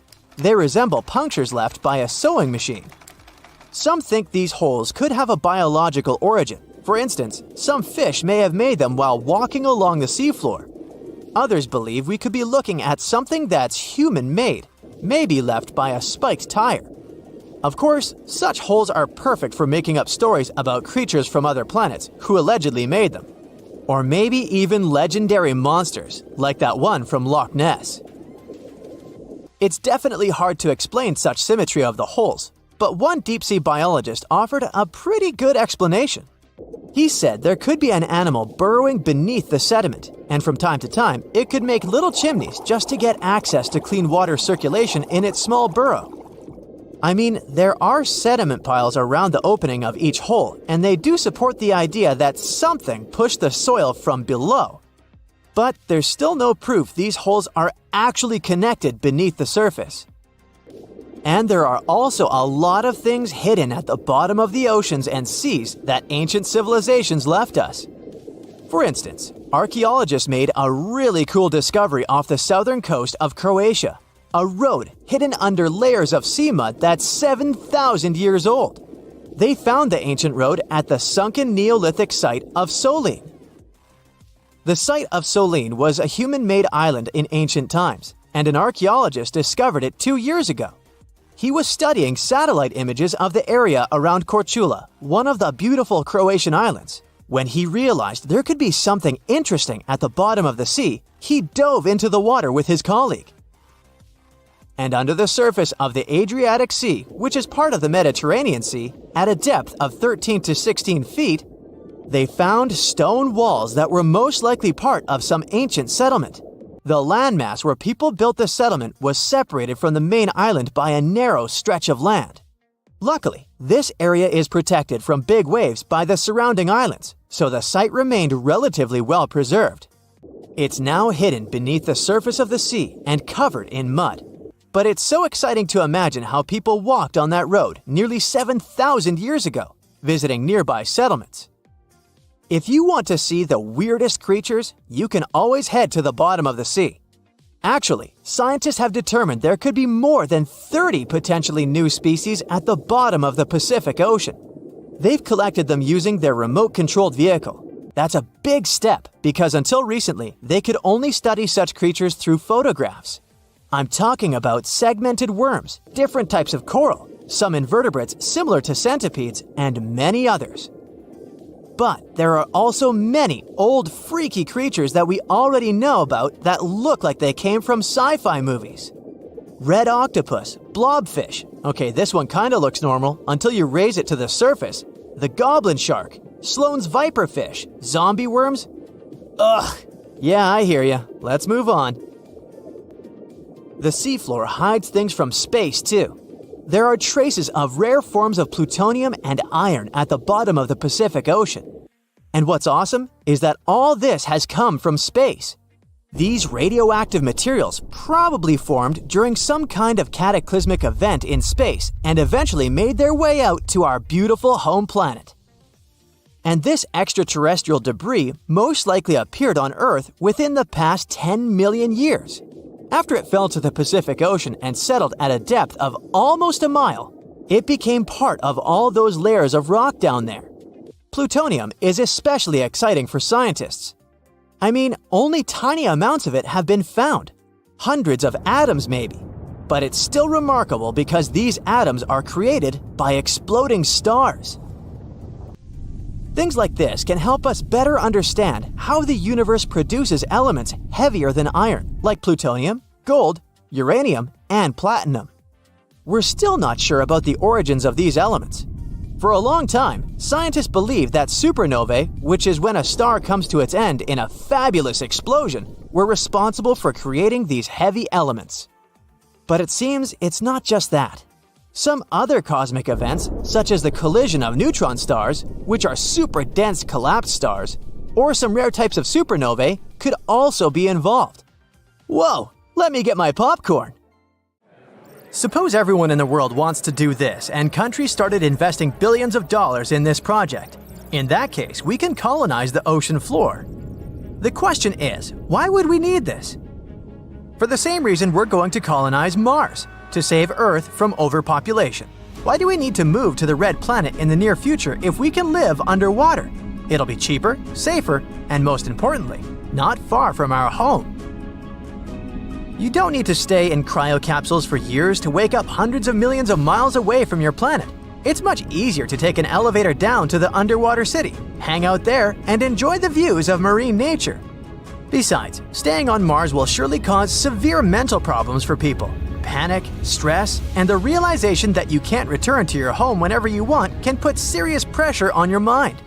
It's better to live under millions of tons of salt water, and the reason why we have to do this is a need for more resources. There are about 8 billion people on Earth right now. Some experts think that when the number reaches 10 billion, the world will begin to run out of food, fresh water, and fuel. Agriculture and other industries simply won't be able to develop so quickly. Resources will be depleted, and people will have to do something to survive. The colonization of the ocean is an ideal solution to the problem. Firstly, we have very little information about the ocean.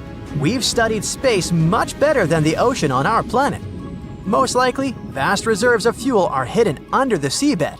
Secondly, we will be able to reduce the load on our planet by about 50% if we move to live in the ocean. Thirdly, there will be no problems with logistics. Delivering food, necessary equipment, and construction materials will take hours, and if something breaks along the way, you can return to the surface and try to deliver it again. Sending things to Mars would be much more complex and expensive. Imagine that halfway there, millions of miles away from Earth, something breaks down on the spaceship with provisions. Then you'll have to wait for many years for the next delivery. But the main reason for ocean colonization is protection from disasters and natural cataclysms. Volcanic eruptions, radioactive winter, earthquakes, tornadoes, and floods. We could easily wait out any disaster underwater. Yeah, there are volcanoes on the ocean floor too, but the consequences of their eruptions are not so dramatic. The water immediately cools the lava and prevents ash from spreading. We will never experience the consequences of fire again. No burning forests and polluted air. And speaking about the air, there's a lot of oxygen in the ocean. More than half of the oxygen reserves on the planet are replenished by the sea, thanks to algae and phytoplankton. So don't worry, we'll be able to breathe deeply. The main thing is to figure out how to do it underwater. When humanity decides to take such a global step and begins to colonize the ocean, we will first have to adapt our bodies to high pressures. There's such a thing called saturation diving. Before descending into the depths, you must inhale compressed air. The nitrogen and oxygen quickly dissolve in your blood and exert pressure on your body from the inside. At the same time, the water pushes on it from the outside. In simple terms, your body is in balance and you don't feel bad. Divers use this method when exploring the seabed at great depths. Therefore, when people begin to colonize the ocean, they will dive there wearing cylinders with compressed air and an oxygen mask. The main rule is to surface slowly. You need to wait until the compressed air completely dissipates inside your body. If this isn't done and you rise to the surface, then you will feel intense pressure from the inside. Nitrogen will start acting in your veins like soda bubbles when you shake a can with the drink. After this adaptation, we will start building cities, roads, and stations that will transfer people to dry land and back. It shouldn't be too difficult because we already have the technologies needed for the underwater lifestyle. Welcome to the Aquarius Reef Base, located at the bottom of the Florida Keys Marine Reserve. This is a small laboratory where 6 people can live for 10 days. Scientists working there study coral reefs, marine plants, and fish. The lab doesn't look modern. It resembles a sunken, rusty bathyscaphe overgrown with shells and other underwater stuff. To create buildings with more beautiful designs, people will need new technologies for underwater construction. So let's imagine that global colonization has begun. Engineers use durable stainless metals and other materials capable of withstanding high pressure. With the help of freight elevators, people lower everything needed for large-scale construction to the bottom. Stations with such elevators appear in all the seas and oceans. Workers build huge underwater constructions on dry land. Then, large ships deliver them to the stations.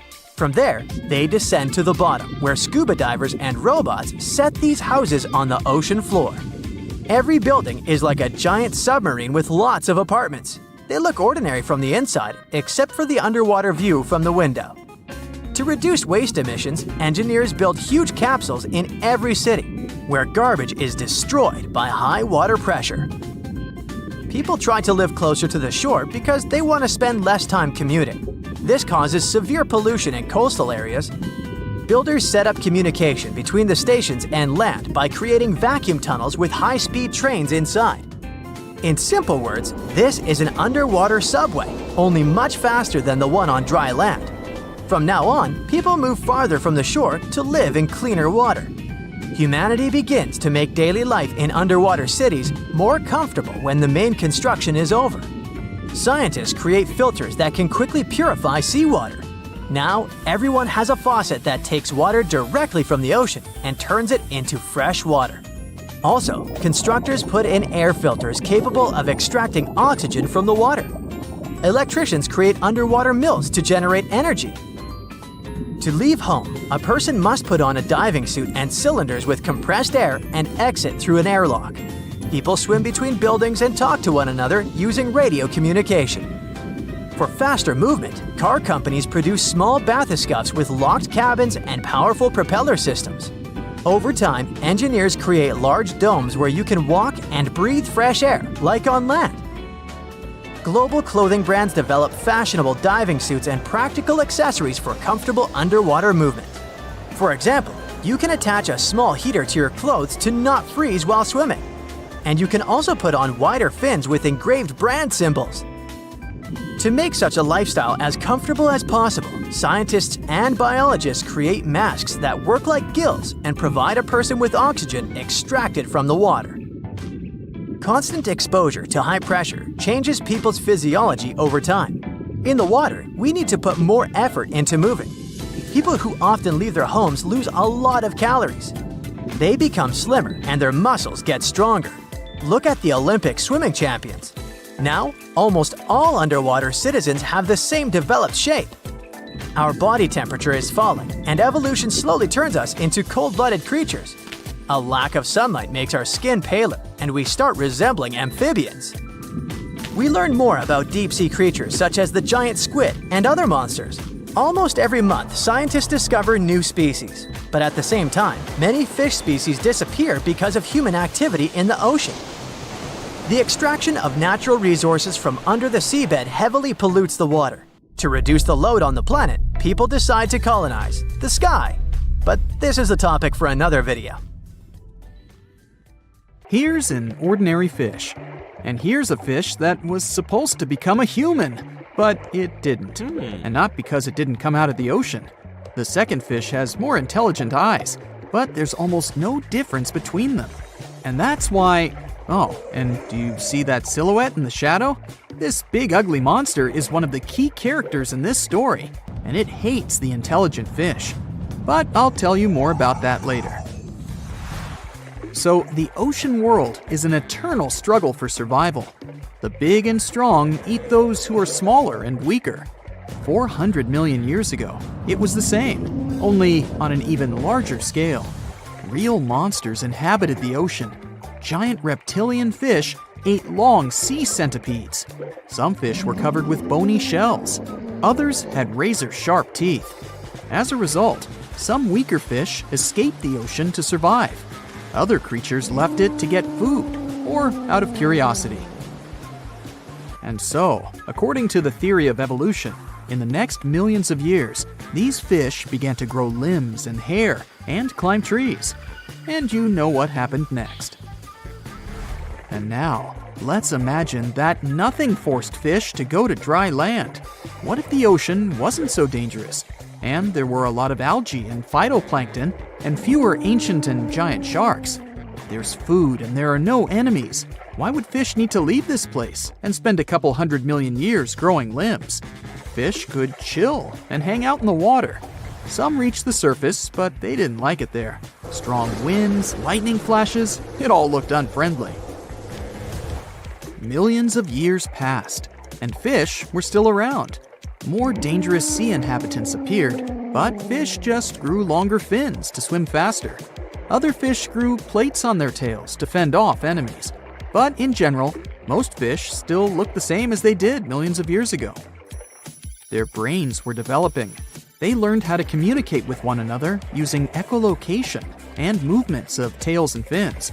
All day long, fish swam, looked for food, multiplied, and hung out together. It made no sense for them to evolve. And now, let's take a look at the history of humans. So, fish came to land and grew limbs. Then the struggle for survival began. Some creatures became carnivores. Others turned into herbivores. Some ate grass, and others noticed ripe fruit on trees. These crawling creatures started reaching for fruit. After millions of years of such attempts, the creature's limbs began to grow longer. They stood on their back legs and finally became upright.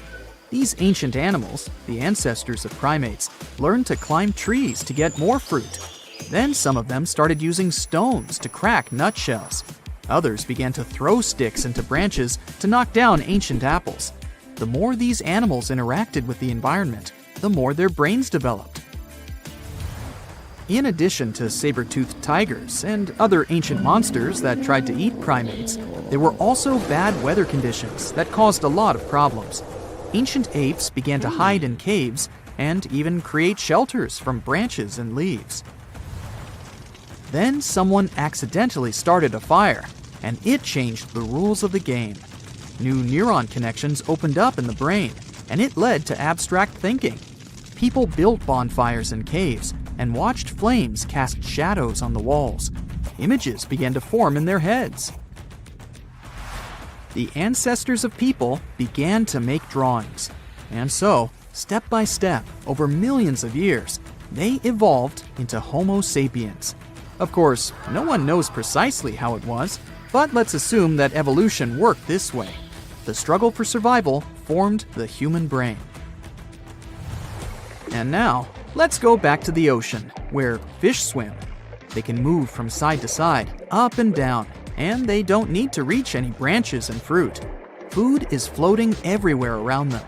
Fish are cold-blooded, so they don't freeze. They don't need to hide from the rain or anything else, so they don't need to build roofs and shelters and start a fire. But still, something changes in their minds. Fish often swim to the surface to see this bright light from the sun. Through the clear water, they see the starry sky and the bright moon. And of course, these pictures form new neural connections in their brains. Fish are curious, and they think about how to explore the land. Their gill-based respiratory system doesn't allow them to be out of the water for a long time. Fish begin to contemplate this world. Over hundreds of thousands of years of evolution, they learn to communicate with one another and begin to understand how the cycle of life in the ocean works. Some fish form large colonies and build houses inside coral reefs. But these houses look like big anthills, not like buildings. Fish stay there to hide from enemies and to have rest. Also, fish meet other enemies, birds. Gulls and pelicans catch lunch when fish rise close to the surface. Small fish decide never to swim there and create a law forbidding them from approaching the surface. The appearance of this unspoken statute forms society. Some fish train to fend off seagulls. Fish hold sharp stones, pieces of coral, or shells in their teeth. And when gulls catch them, these fish hit the bird's feet with corals. Also, fish manage to catch their winged enemies. When some seagull dives under the water, fish attack it from all sides. They do this to study the seagull's body and understand how it can fly and breathe on the surface. Fish become wise creatures, like highly developed dolphins. They understand more and more about the planet, but don't strive to get out of the water because there's no need for it. But then, they discover something creepy. Fish swim toward the shore and see how big bald creatures without scales, with smooth skin, arms, and legs, dive into the water. Fish swim closer to get to know them, but these creatures catch them with their webbed hands. Now fish have another, more dangerous enemy, the sea people. They are intelligent, cruel, and strong. To understand these creatures, let's go back to the real world and look at seals, dolphins, whales, and walruses. All these animals are mammals, which means warm blood flows in them. But why are they so different from fish? Seals and sea lions have the same ancestor as dogs. Manatees and elephants have common origins. Whales and dolphins are marine versions of hippos and hoofed animals. Hundreds of millions of years ago, the ancestors of all these mammals were cold-blooded fish. They got out of the ocean and began to explore the land. Their bodies started to change, and their blood temperature rose. But some of these animals decided not to go far from the water. Those that left the ocean became dogs, bears, and elephants. And those who stayed close to the oceans and seas became mammals adapted to the water. They didn't explore the land for various reasons. Some animals hid in the water from land enemies. Perhaps some couldn't spend a long time under the scorching sun. They transformed into animals with fins. They don't have gills, but can hold their breath underwater for a few minutes. And now, imagine if primates living in trees moved to the shore. Their skin would lose its fur, webbing would grow on their fingers, and their whole body would get covered with a thick layer of fat. They would develop intelligence and become sea people. Each of them would weigh as much as a polar bear because of subcutaneous fat. The fact is that all marine mammals need a lot of fat to protect their body from the cold. A large amount of fat makes them mobile and fast in the water. Now, intelligent, peaceful fish have to fight with cruel sea people. But who will win in this conflict? I think we need another video to find out. Back when it was built, the Titanic was one of the largest and most luxurious passenger ships, with high-class features like a grand staircase, a swimming pool, and a gymnasium. People thought it to be unsinkable because of its advanced safety devices. Its tragic sinking on its maiden voyage in 1912 proved it wasn't at all the case. It wasn't until 1985 that the Titanic's wreck was finally rediscovered using state-of-the-art sonar technology. Ever since, thousands of items have been recovered from the Titanic, many of them being put on display or sold for auction. Things like jewelry, a life jacket, a menu from the ship's restaurant, or even a sample square of carpet from the first-class stateroom have all baffled the public and told stories of the many on-board people. Scientists have even tried to come up with strategies to get the Titanic back up. Not because they want to put it up for display, but so it can be properly studied, and more importantly, to stop it from getting more and more damaged at the bottom of the ocean. Some have suggested filling the wreck with ping-pong balls to make it float, while others even considered injecting it with 198,000 tons of Vaseline. Another creative solution was proposed, the idea of using a giant claw or scoop to lift the Titanic. Nobody came up with this device. Using 500,000 tons of liquid nitrogen to trap it in an iceberg that would float to the surface was also considered, but all these potential strategies had to be eventually let go, since the Titanic is way too fragile to ever be recovered. As the Titanic's iconic bow railings are in danger of collapsing, metal-eating bacteria continue to chew away at the ocean liner's wreckage. An undersea exploration company plans to gather data about the ship's deterioration in annual expeditions. They hope this will help them learn more about the Titanic, and also more about the ecosystem that shipwrecks create. The over 100-year-old ocean liner is also being damaged by deep-sea currents daily. Some experts predict that the ship could disappear in a few decades due to holes in its hull. The deck that passengers crowded on as the ship sank has caved in. The gymnasium near the grand staircase has also fallen in, and a 2019 expedition found that the captain's bathtub, which became visible after the outer wall of the captain's cabin fell away, is no longer there. Those annual expeditions also gather data about the creatures living at the site, including crabs and corals. Surprisingly, many species have only been seen there at the Titanic wreck, so scientists are curious to find out more about them. The most famous out of all these creatures is the Halomonas titanicae. It's a bacteria, and it was discovered on the wreckage of the Titanic. What's interesting about this creature is that it's able to thrive in extremely salty environments.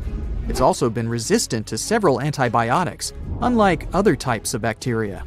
It's probably because of this superbacteria that the deterioration of the ship's iron hull happened so fast. The expedition will also look at the debris field and its artifacts. On the site, there are still traces of little personal items like clothes and luggage. One of the most interesting stories about Titanic artifacts is that of the passengers' shoes. Most of the Titanic items that have been lost at sea deteriorated or disappeared completely. But not the shoes. They seem to be able to resist the harsh conditions. On top of that, the leather in most shoes is perfectly preserved, probably because of tannin, a substance used in the tanning process of leather. It helped the shoes resist the damaging bacteria found underwater. All this exploring might have gotten you all excited. If that's the case, I have some good news to share. You might even be able to join the expeditions. To personally explore the Titanic, you have to plan ahead and apply to be a mission specialist with OceanGate, the company responsible for the journey. However, this experience does come with a high price tag of $250,000. Despite the cost, this once-in-a-lifetime experience is in high demand because of the limited spots available. If you can afford the exploration, you will have the chance to collaborate with renowned specialists in marine biology, oceanography, the Titanic, DNA, and the deep ocean. Accommodations and meals on the dive support vessel are also included, as well as training and guidance from specialists before and during the mission. Lastly, you don't even need to bring your own gear, as the expedition equipment is included as well. Sure, ships have evolved and modernized over the years, and these days we have technology that is way better than that available on the Titanic. But this ship remains an amazing piece of history because of its many unusual features, like the fact that the Titanic's whistle was loud enough to be heard over 11 miles away, or the fact that the ship's hull was painted with a special mixture of red lead and linseed oil, which was believed to be effective in preventing the growth of seaweed and other marine organisms. However, despite popular belief, the ship's iconic fourth smokestack was not functional and was only used for ventilation and aesthetics. Probably one of its biggest flaws was its number of lifeboats. Despite its size and luxury, the Titanic only had 20 lifeboats on board, which were not enough to save all of its passengers and crew once it hit the iceberg. The Titanic may be the most famous shipwreck, but it's not the only one. The fleet of Kublai Khan tells a similar story. This one was a large naval force commissioned by the Mongol ruler Kublai Khan in the 13th century. The fleet was intended to travel to Japan and establish the Mongols as powerful rulers in the region. However, in 1281, the fleet was supposedly caught in bad weather and was seriously damaged, with many ships being destroyed. Legend has it that the fleet was torn down by a massive typhoon that came to be known as the kamikaze, or divine wind. This strong storm was believed to have been sent by the higher spirits to protect Japan from the Mongols. The truth about its disappearance remains a mystery to this day. However, the wreckage of the fleet, or parts of it, appears to have been discovered in the 1980s by Asian archaeologists. They dug across the site and studied the remains of the ships at a location near Imari Bay. The shipwreck is, to this day, considered to be an important archaeological discovery. That's because it informed us how well prepared the Mongols were back in the day in terms of their ships. Another tragic story is that of the RMS Empress of Ireland. This was a British passenger ship that operated until May of 1914. This is when the ship was sailing from Quebec City to Liverpool, but it ran into the Norwegian collier SS Storstad in the fog off the coast of Rimouski, Quebec.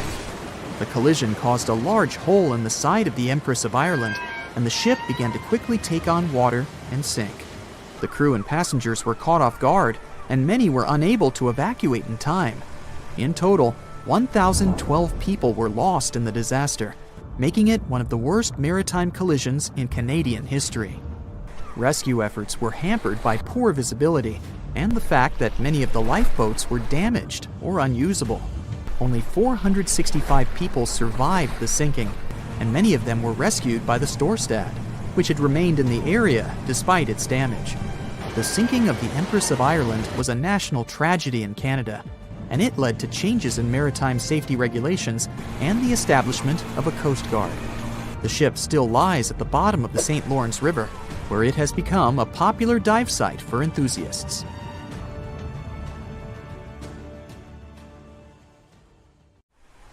Back when it was built, the Titanic was one of the largest and most luxurious passenger ships, with high-class features like a grand staircase, a swimming pool, and a gymnasium. People thought it to be unsinkable because of its advanced safety devices. Its tragic sinking on its maiden voyage in 1912 proved it wasn't at all the case. It wasn't until 1985 that the Titanic's wreck was finally rediscovered using state-of-the-art sonar technology. Ever since, thousands of items have been recovered from the Titanic, many of them being put on display or sold for auction. Things like jewelry, a life jacket, a menu from the ship's restaurant, or even a sample square of carpet from the first-class stateroom have all baffled the public and told stories of the many on-board people. Scientists have even tried to come up with strategies to get the Titanic back up, not because they want to put it up for display, but so it can be properly studied, and more importantly, to stop it from getting more and more damaged at the bottom of the ocean. Some have suggested filling the wreck with ping pong balls to make it float. while others even considered injecting it with 198,000 tons of Vaseline. Another creative solution was proposed, the idea of using a giant claw or scoop to lift the Titanic. Nobody came up with this device. Using 500,000 tons of liquid nitrogen to trap it in an iceberg that would float to the surface was also considered, but all these potential strategies had to be eventually let go, since the Titanic is way too fragile to ever be recovered. As the Titanic's iconic bow railings are in danger of collapsing, metal-eating bacteria continue to chew away at the ocean liner's wreckage. An undersea exploration company plans to gather data about the ship's deterioration in annual expeditions. They hope this will help them learn more about the Titanic, and also more about the ecosystem that shipwrecks create. The over 100-year-old ocean liner is also being damaged by deep-sea currents daily. Some experts predict that the ship could disappear in a few decades due to holes in its hull. The deck that passengers crowded on as the ship sank has caved in. The gymnasium near the grand staircase has also fallen in, and a 2019 expedition found that the captain's bathtub, which became visible after the outer wall of the captain's cabin fell away, is no longer there. Those annual expeditions also gather data about the creatures living at the site, including crabs and corals. Surprisingly, many species have only been seen there at the Titanic wreck, so scientists are curious to find out more about them. The most famous out of all these creatures is the Halomonas titanicae. It's a bacteria, and it was discovered on the wreckage of the Titanic. What's interesting about this creature is that it's able to thrive in extremely salty environments. It's also been resistant to several antibiotics, unlike other types of bacteria. It's probably because of this superbacteria that the deterioration of the ship's iron hull happened so fast. The expedition will also look at the debris field and its artifacts. On the site, there are still traces of little personal items like clothes and luggage. One of the most interesting stories about Titanic artifacts is that of the passengers' shoes. Most of the Titanic items that have been lost at sea deteriorated or disappeared completely. But not the shoes. They seem to be able to resist the harsh conditions. On top of that, the leather in most shoes is perfectly preserved, probably because of tannin, a substance used in the tanning process of leather. It helped the shoes resist the damaging bacteria found underwater. All this exploring might have gotten you all excited. If that's the case, I have some good news to share. You might even be able to join the expeditions. To personally explore the Titanic, you have to plan ahead and apply to be a mission specialist with OceanGate, the company responsible for the journey. However, this experience does come with a high price tag of $250,000. Despite the cost, this once-in-a-lifetime experience is in high demand because of the limited spots available. If you can afford the exploration, you will have the chance to collaborate with renowned specialists in marine biology, oceanography, the Titanic, DNA, and the deep ocean. Accommodations and meals on the dive support vessel are also included, as well as training and guidance from specialists before and during the mission. Lastly, you don't even need to bring your own gear, as the expedition equipment is included as well.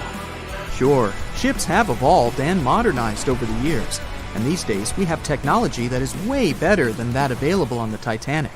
But this ship remains an amazing piece of history because of its many unusual features, like the fact that the Titanic's whistle was loud enough to be heard over 11 miles away, or the fact that the ship's hull was painted with a special mixture of red lead and linseed oil, which was believed to be effective in preventing the growth of seaweed and other marine organisms. However, despite popular belief, the ship's iconic fourth smokestack was not functional and was only used for ventilation and aesthetics. Probably one of its biggest flaws was its number of lifeboats. Despite its size and luxury, the Titanic only had 20 lifeboats on board, which were not enough to save all of its passengers and crew once it hit the iceberg. The Titanic may be the most famous shipwreck, but it's not the only one. The fleet of Kublai Khan tells a similar story. This one was a large naval force commissioned by the Mongol ruler Kublai Khan in the 13th century. The fleet was intended to travel to Japan and establish the Mongols as powerful rulers in the region. However, in 1281, the fleet was supposedly caught in bad weather and was seriously damaged, with many ships being destroyed. Legend has it that the fleet was torn down by a massive typhoon that came to be known as the kamikaze, or divine wind. This strong storm was believed to have been sent by the higher spirits to protect Japan from the Mongols. The truth about its disappearance remains a mystery to this day. However, the wreckage of the fleet, or parts of it, appears to have been discovered in the 1980s by Asian archaeologists. They dug across the site and studied the remains of the ships at a location near Imari Bay. The shipwreck is, to this day, considered to be an important archaeological discovery. That's because it informed us how well prepared the Mongols were back in the day in terms of their ships. Another tragic story is that of the RMS Empress of Ireland. This was a British passenger ship that operated until May of 1914. This is when the ship was sailing from Quebec City to Liverpool, but it ran into the Norwegian collier SS Storstad in the fog off the coast of Rimouski, Quebec. The collision caused a large hole in the side of the Empress of Ireland, and the ship began to quickly take on water and sink. The crew and passengers were caught off guard, and many were unable to evacuate in time.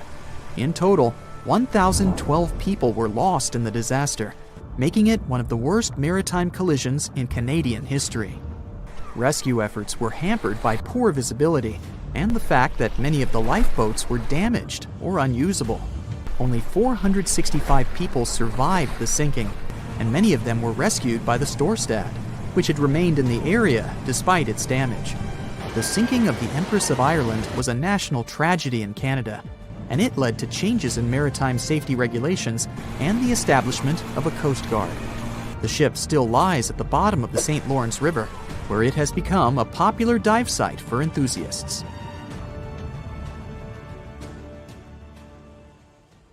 The Baltic Sea Anomaly. In 2011, a diving team came down to the bottom of the northern part of the Baltic Sea. They went on a treasure hunt, but what they came upon was a pretty weird object. When they took photos and showed them to others, many believed it was a sunken spaceship of another civilization. Other people thought that some natural causes formed the object, but the metals inside the structure definitely couldn't have been formed naturally. Now, some scientists even believe it was something that appeared way back in the Ice Age.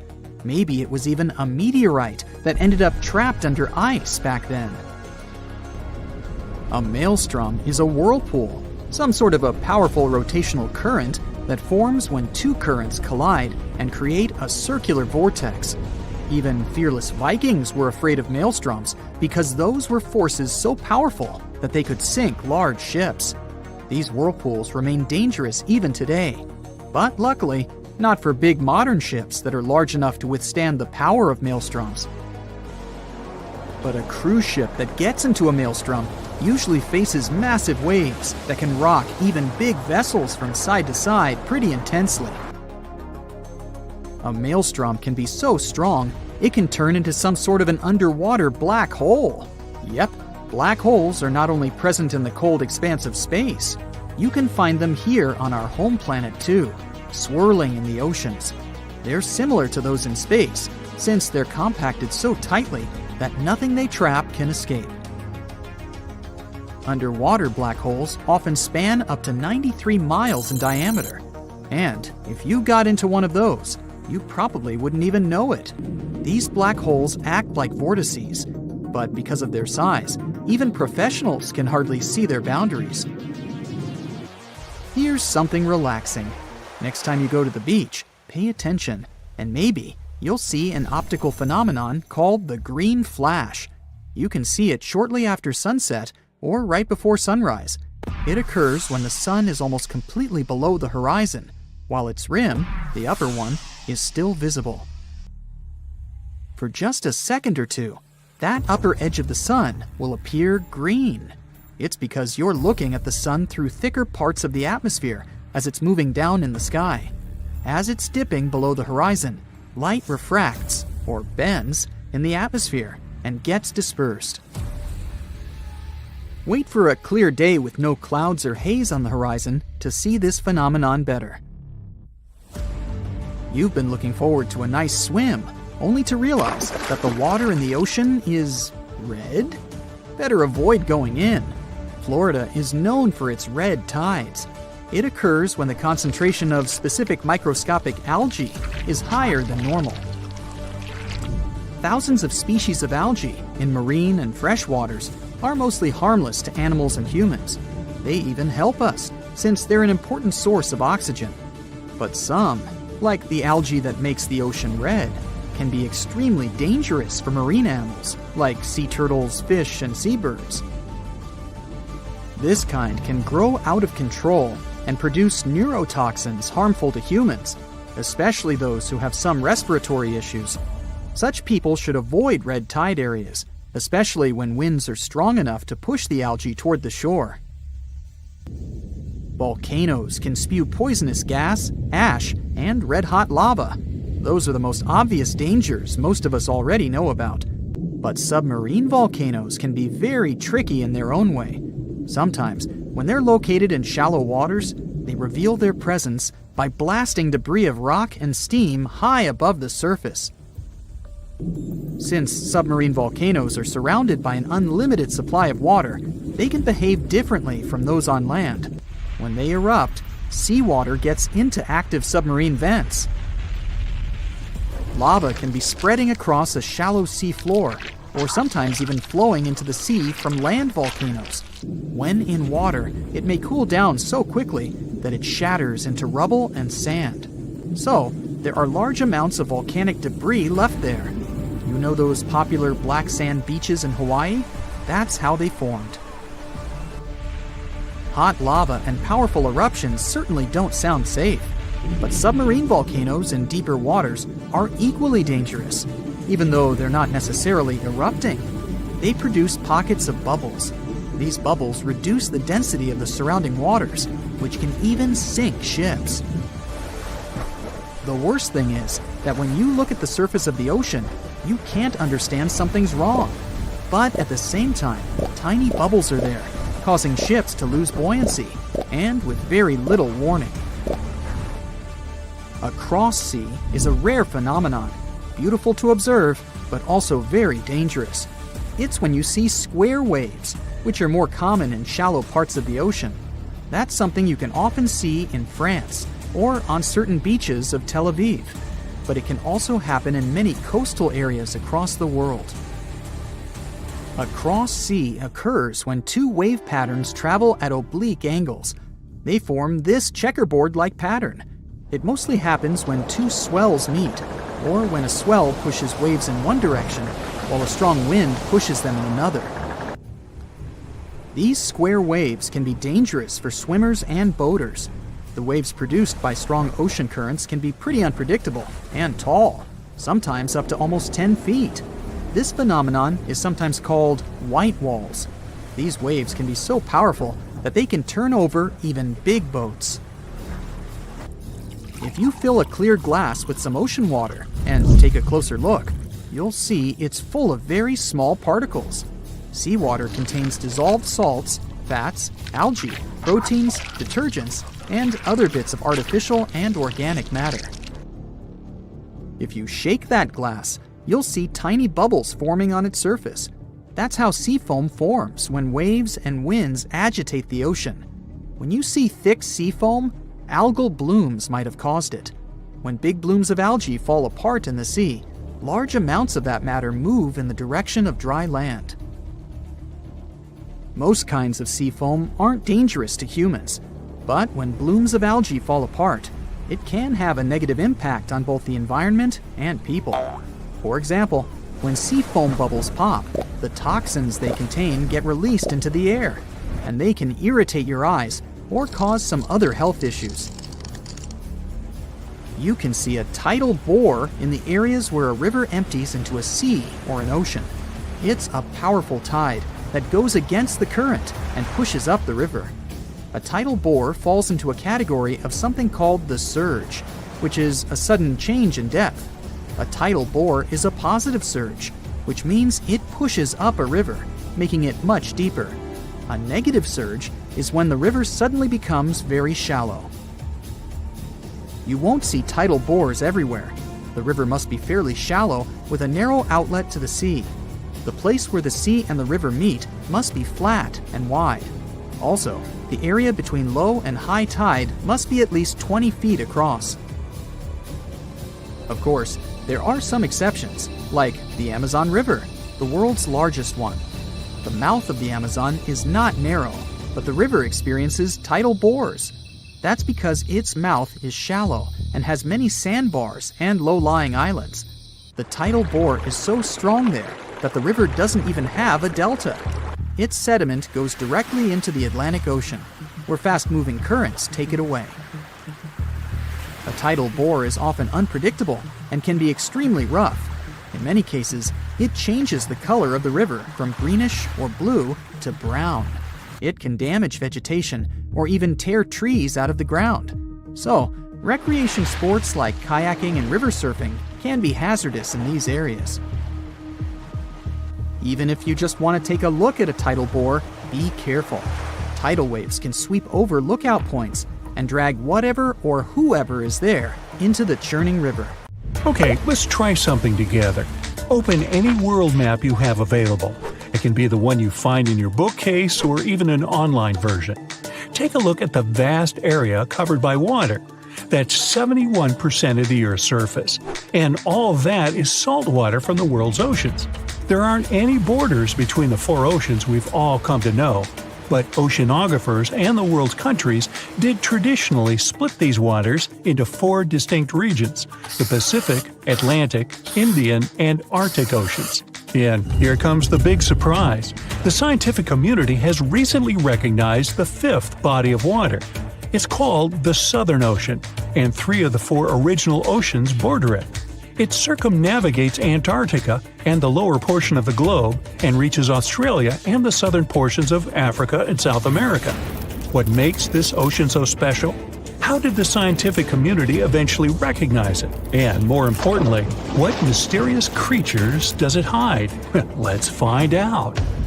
The Antarctic Ocean, or the Southern Ocean, was first mentioned back in 1937 in the second edition of the International Hydrographic Organization's Limits of Oceans and Seas. That's a mouthful.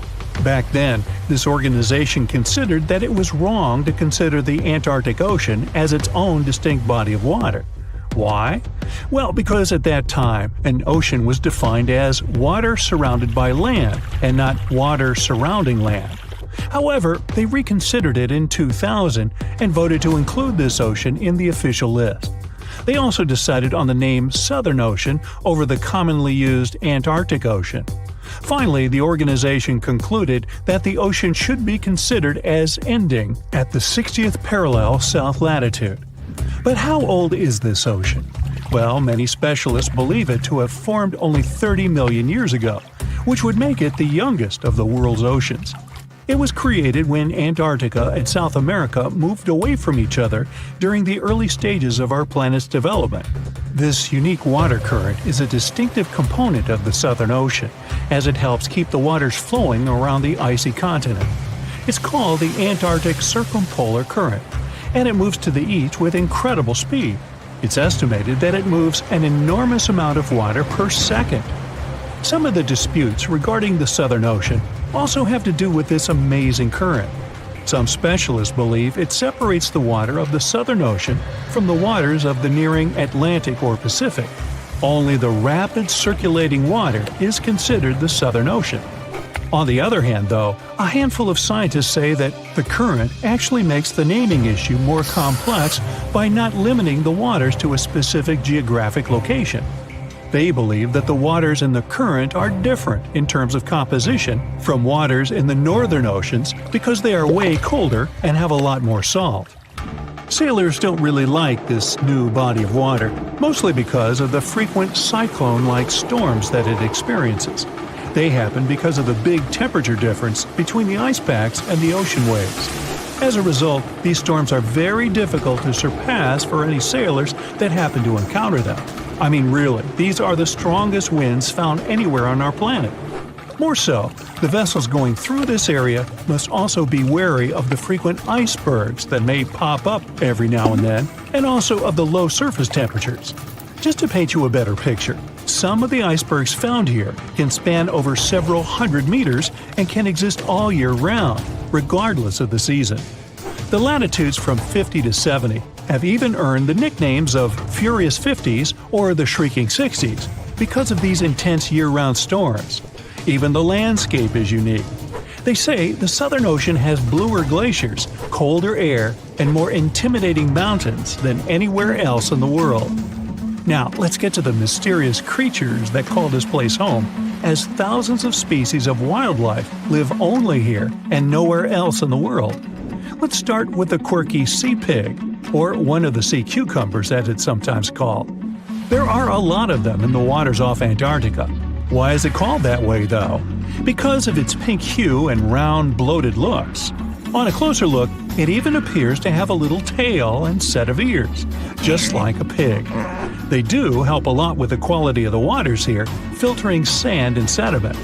Then there are the Hoff crabs that live on the floor of the Antarctic Sea.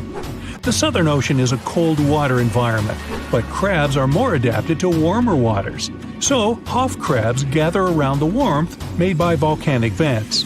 They get the needed warmth and food here. You can find them in large piles, one on top of another, literally filling the space at the vent openings. Now, wonder how they got their unofficial name? Well, it's because of their apparent similarity to the actor David Hasselhoff, whose impressive chest reminded explorers of the crab. Okay. Ever seen a fish that's completely transparent? You'd have to get to these waters down in the south, but they do exist, and they are simply called the ice fish. You can basically see inside them, being completely clear and all. That's because of their see-through skin and because they don't have any red blood cells. Their special power is that they can use antifreeze to prevent their bodies from going solid in the cold waters of the Southern Ocean. Instead of the standard thicker blood, the red one with hemoglobin, ice fish have thinner blood that moves around more easily throughout their bodies, hence giving them the much-needed nutrients and oxygen. Now, is there a monster hidden in these waters? Some people believe this to be the case, and thanks to recent research, we even have video footage of it. Some Australian researchers stumbled upon a bunch of weird-looking creatures that were swimming near the seafloor of the Southern Ocean. This pink blob-like fish seemed to be propelled by a little pair of fins. To quote them on it, it seemed to resemble a chicken just before you put it in the oven. I'm not sure I even want to know what that looks like. It took them some time and research to identify the monster. It's a shy species of sea cucumber, known more by its creative nickname, the headless chicken monster. We've known this creature has existed since the late 1800s, but we've barely ever seen it. And we've only ever captured it on tape once before when it was spotted in the Gulf of Mexico, which is quite far from the waters off the coast of East Antarctica. There's so much we don't know about this creature, like how many of them exist in our waters and how they live, eat, and reproduce. Ever heard of the emperor penguin? It's not a penguin species that just happens to have a crown on its head, if that's what you're thinking. But they are one of those penguins that inhabit this specific location and are also the largest species of their kind altogether. What makes them special is that they make their colonies on the sea ice, and most of them never step foot on land. More so, penguin dads lose almost half their weight while incubating the eggs. They're also fascinating swimmers, able to dive deeper and longer than any other bird, up to 700 feet. Not to mention they can stay submerged for up to 18 minutes at a time as they gather food. We have yet to uncover all the secrets of the mysterious Southern Ocean, but it's clear that it's home to some unique and fragile marine ecosystems. Recognizing it as a new ocean could be one way to focus the public attention on it and help its conservation.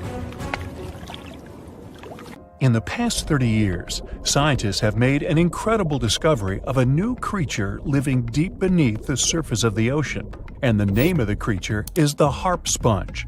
Now, if you're wondering why it took so long to come across this animal, then I might have the answer. These creatures typically hang out at a depth of roughly 11,100 feet beneath the ocean's waves. This sponge species was first discovered off the coast of California thanks to a robot that was sturdy enough to explore those crazy depths the ocean has to offer. This is no doubt an area of the planet where even the most benign-looking creatures can be potentially dangerous.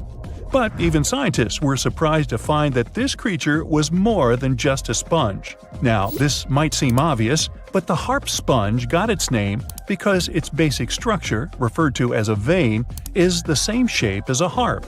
Each vein is made up of a horizontal branch supporting several parallel vertical branches.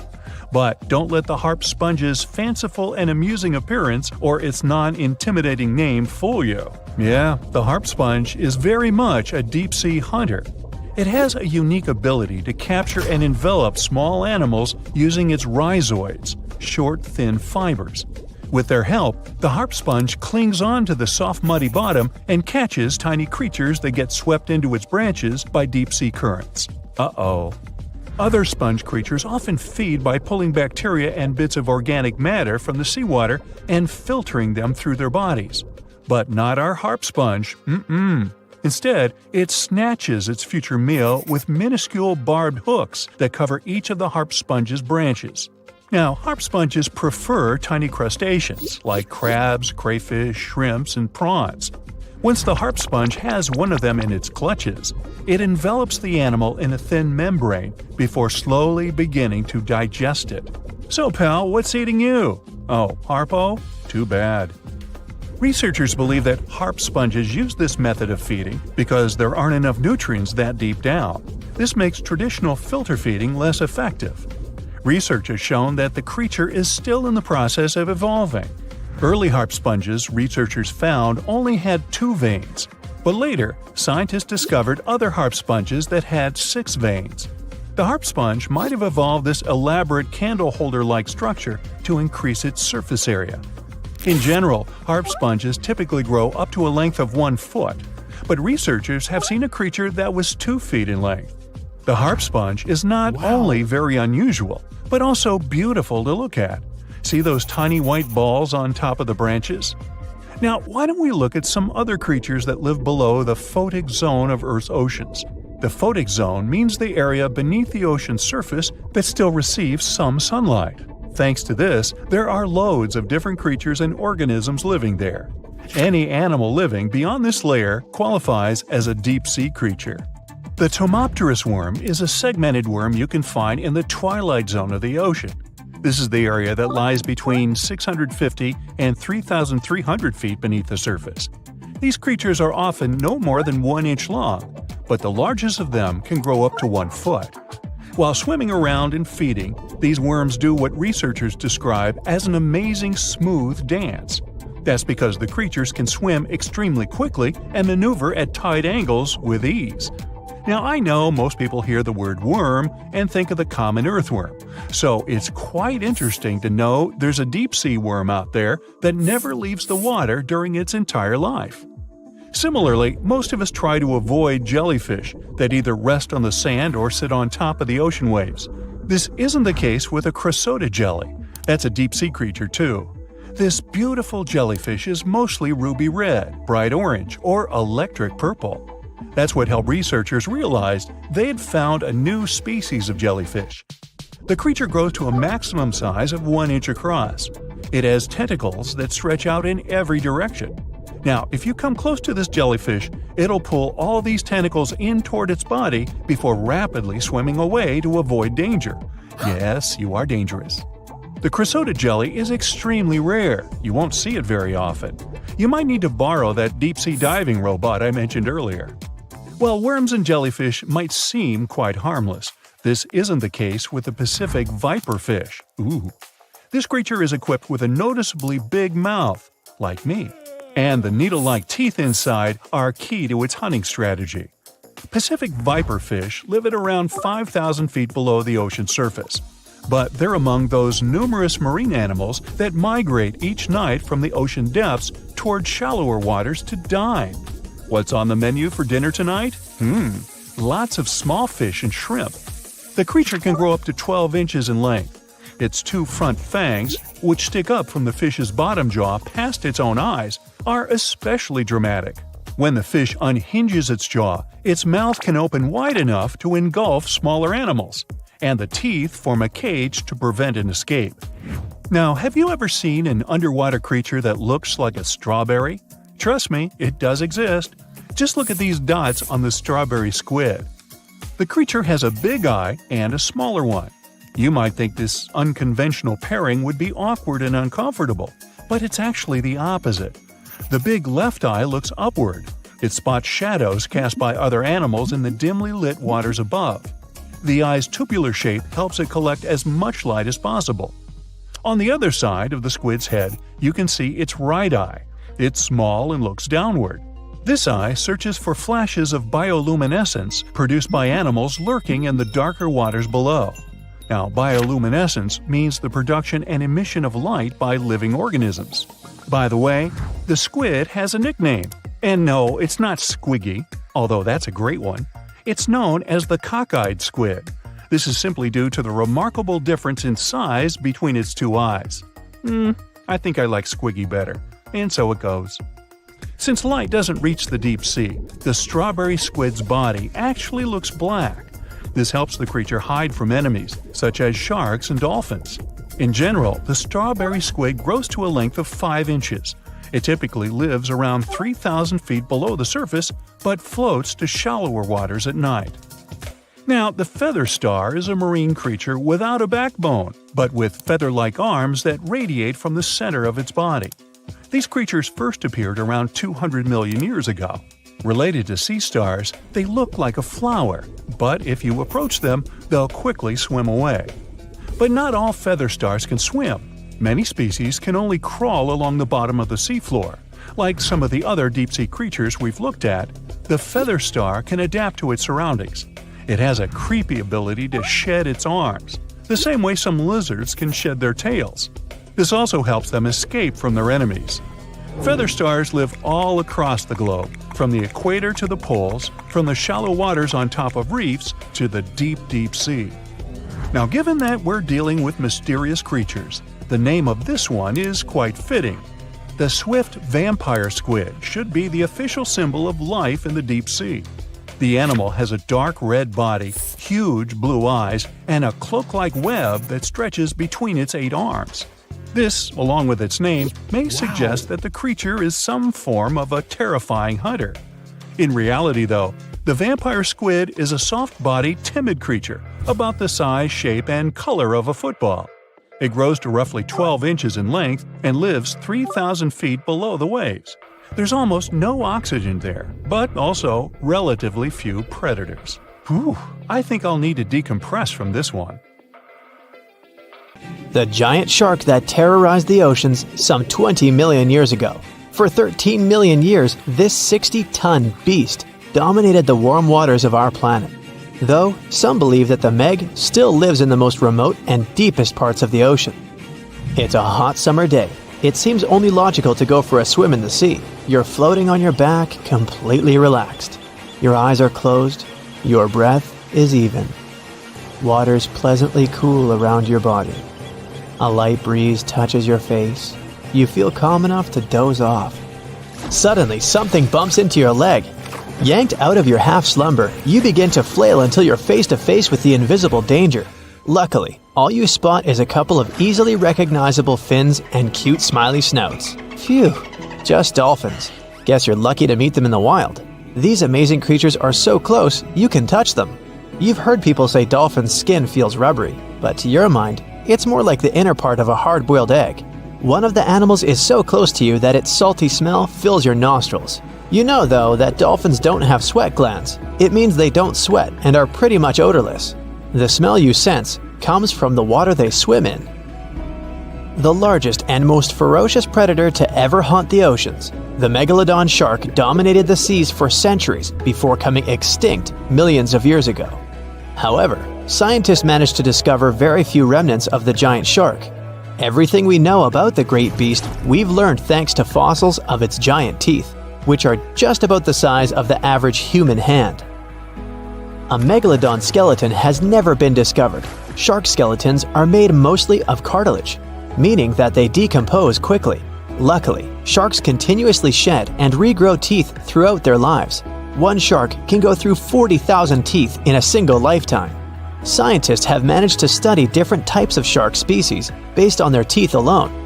The megalodon shark had around 276 teeth. When they fell out, those teeth landed in the seabed where they stayed for millions of years, fossilizing. Scientists found those teeth, and they're the only real record we have of the megalodon's existence. Megalodon teeth have been discovered all over the world. It means that unlike other marine animals of its time, the megalodon was intercontinental. Even today, most sharks and marine animals tend to stick to one sea or ocean. The megalodon shark swam freely around the world, moving between tropical and subtropical waters. Megalodon teeth have been found in every continent apart from the freezing cold waters of Antarctica. When a megalodon makes a starring appearance in a movie or TV show, it's portrayed to look like a giant version of a great white shark. Scientists previously believed that the megalodon and the great white shark both descended from one common ancestor. Still, it's not true. In fact, it's more likely that the megalodon was the arch enemy of the great white shark's ancestor, the broad-toothed mako shark. That means megalodon wouldn't have looked so similar to the great white after all. In reality, the megalodon would have a shorter nose than the great white, along with longer pectoral fins to give the giant shark a stockier and more threatening build. They both had an excellent sense of smell though, so even in prehistoric times, it wasn't a good idea to go swimming with a chunk of raw meat in hand. And it certainly isn't safe now. Whether the Meg's hiding somewhere in the depths, which some still believe is true, or it's gone forever, younger cousins will still be there waiting. Also, both of them like to go after big marine mammals, so they would certainly have things to do together. That is, until the Meg got moody and accidentally ate its friend. You never know. These guys had a different hunting style. Great whites prefer to dive straight towards their prey and find its softest spot, like exposed legs or underbelly. Sometimes, an entire tooth would be found embedded in a bone of some bigger animal, such as a whale. Without the main parts they use for swimming, poor sea animals were then helpless and unable to escape. Yet whales were just a smaller part of megalodon's diet. Seals, sea cows, squids, dolphins, other sharks. The good old Meg probably wouldn't say no to some random school of smaller fish swimming into its mouth either. Nothing better than a good snack after a big tasty dinner. Even those giant turtles weren't safe with their thick shells. The Meg probably took them as a dare challenge on a daily basis. Scientists have used computer simulations to try and work out the hunting style of the ancient shark. Using this technology, scientists have discovered that the megalodon's attack style was very different from that of modern-day sharks. Modern sharks dive straight for their prey's most vulnerable spot, for example, the soft underbelly of a seal. The megalodon's teeth were uniquely suited to biting through tougher areas of cartilage.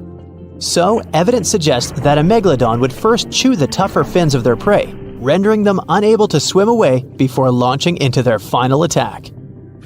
Some people believe that the megalodon is still alive today, lurking at the depths of the ocean's waters. But it's unlikely to be true. Megalodons are a warm water species, which means they would be unable to survive in the cold waters of the deep ocean. Most of the megalodon's potential prey live in shallower waters, meaning there would be very little for the megalodon to eat at deep sea level. Simply put, if there was an animal as big as the megalodon still living today, we would have spotted it by now. It is unlikely that you'll run into a Meg though. The sharks, like us, preferred warm coastal waters. Deep ocean living would be too cold for the beasts, and food would be scarce. Their entire bodies would also have to evolve to avoid being squished by the enormous water pressure down there. It's unlikely they're still around, but not impossible. Some good news if you do run into one is that the shark is pretty unlikely to eat you. You are way too small a meal for the megalodon, even if you have a couple of friends with you. This guy eats whales that are over 50 feet long. If you're having a beach party though, it's a different story. In a beach full of swimmers, the shark very well might creep up, scooping several humans into its giant mouth without even chewing. The fearsome name megalodon comes from two Greek words, megas, meaning big, and odont, meaning tooth. Combined, they mean big tooth, and it certainly lives up to its name. Just one of its chompers is the same size as a human head. It had 276 humongous teeth in total, across 5 terrifying rows. In all of history, only a couple of saber-toothed cats and the T-Rex had consistently bigger teeth. Now that's a showdown I'd like to watch. The megalodon vanished millions of years ago, leaving only huge teeth to be found by modern archaeologists. They literally disappeared with very few traces left. Scientists believe that over time, deep sea levels dropped and the ocean's temperature went down rapidly. Over a third of all marine life was wiped out as the oceans cooled and the number of animals at the bottom of the food chain plummeted. This had a catastrophic effect on the hungry predators at the top. Sorry guys. It became way too cold for these sun-loving sharks too, which made it difficult for them to reproduce since they gave birth in warm waters. The megalodon is usually described as a sort of great white shark, but this is just a common myth.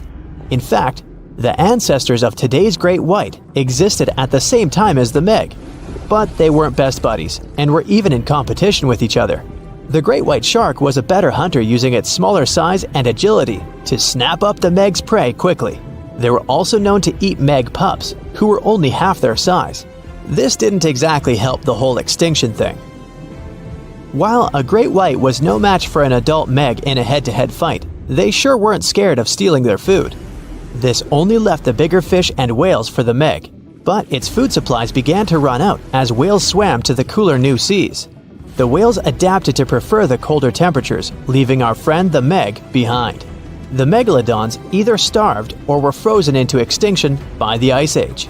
Rather than a great white, the megalodon is more like a modern bull shark.